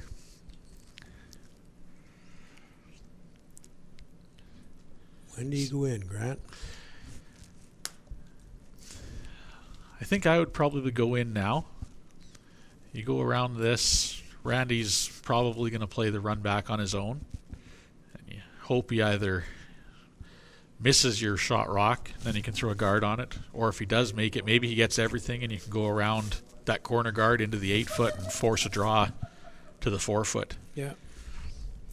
I mean, either shot Randy is probably quite capable of making, but in a provincial final, it's always a little tougher as the stakes get higher. Yep, I said even at this event, there's still some nerves there when the stakes get high, and absolutely.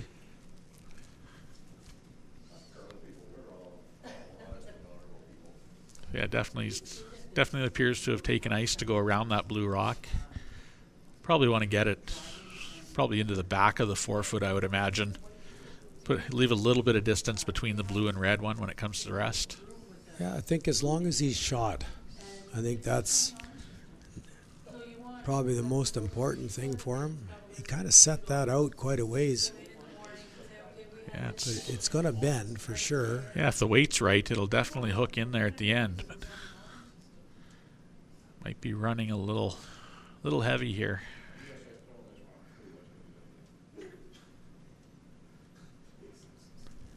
Yeah, that one slides to the back of the 12-foot, leaving the blue rock appears to be shot rock. So now the question is, where does Randy go with this one? Could play the same shot, which is the indication there. They also looked at maybe going around the corner guard. Now he's trying to think. He's trying to think like Mike is. What does Mike want me to do?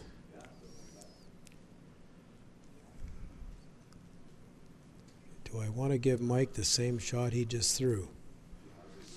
Yeah, there's definitely a couple of ways of thinking about this. You could play the same shot Mike just tried to throw, and if you get it top 4 foot behind your rock, that's an awfully good spot.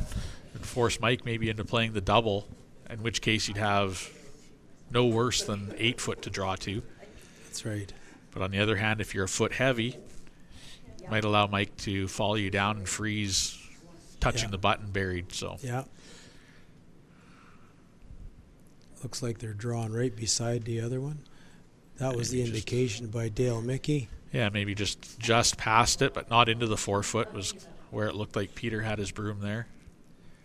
It's either tap that blue or sit right beside it.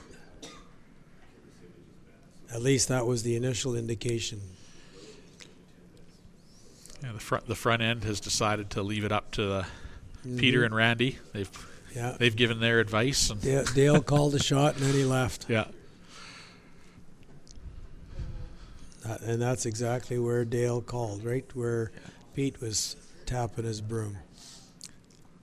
Yeah, I think that's probably the ideal spot here. I agree. It'd be interesting to see if Mike was watching the shot that Gord McKay made yesterday, if you could ever go really wide around that guard and get to the button, because I don't think you can go on the inside of it and get to the button. He'd have to dead handle it just like Gord did. Yep. Yeah, there was definitely some finesse in that one. Yeah. So Randy's playing the intern draw to, we believe, just top of the 8 foot beside his blue one. He doesn't want to get behind it at all and stagger those 2 rocks. He threw it pretty good.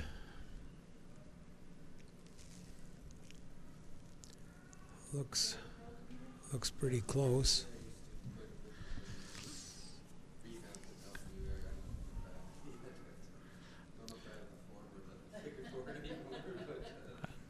Well, I think he went a little deeper than he wanted. Yeah, it's maybe 6 or 8 inches deeper than they were indicating, but I think it's still a decent spot. I think Mike's going to have to move it to get shot rock. I think so. I think he's going to have to move it 6 or 8 inches. Randy hit on the edge of the 12 foot.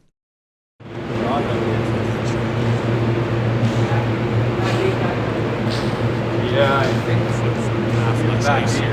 Well, he hasn't indicated he's planning to throw a few feet more weight. Yeah.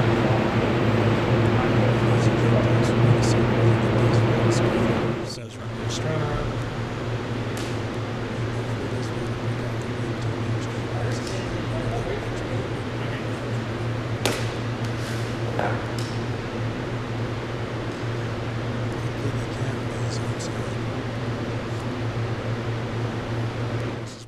Last rock, his 7th and his final end.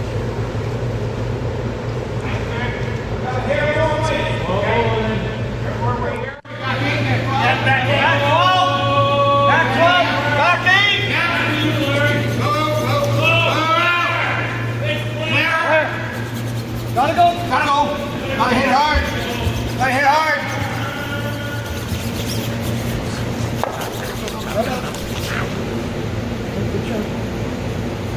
Good.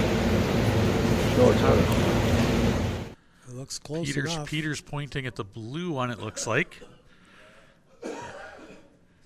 Team Man is not ready to concede that it's a blue shot stone yet, but Neufeld's entire team is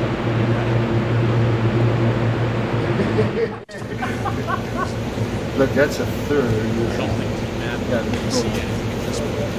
Neufeld decides it's blue. Doesn't want to throw the last one. Oh, yeah, good. Yeah. Can we measure it just to make sure? We're not throwing. We're not throwing. We're not throwing. Do you have to throw it? No. Is it alright?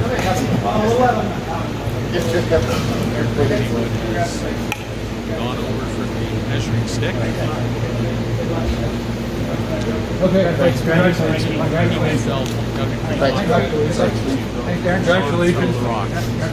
They're not supposed to be looking, you're supposed to tap that. We had them busy.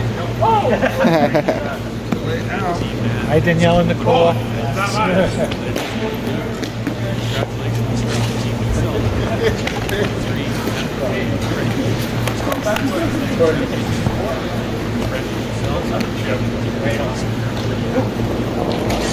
Watch yourself, guys. This week at our men's and women's championship. It does so. I don't recollect that happening ever before, where one club has had representation in two major provincial championships from the same club. But congratulations to both teams. But congratulations to Randy Neufeld on winning the Manitoba Credit Union's Masters Provincial Championship.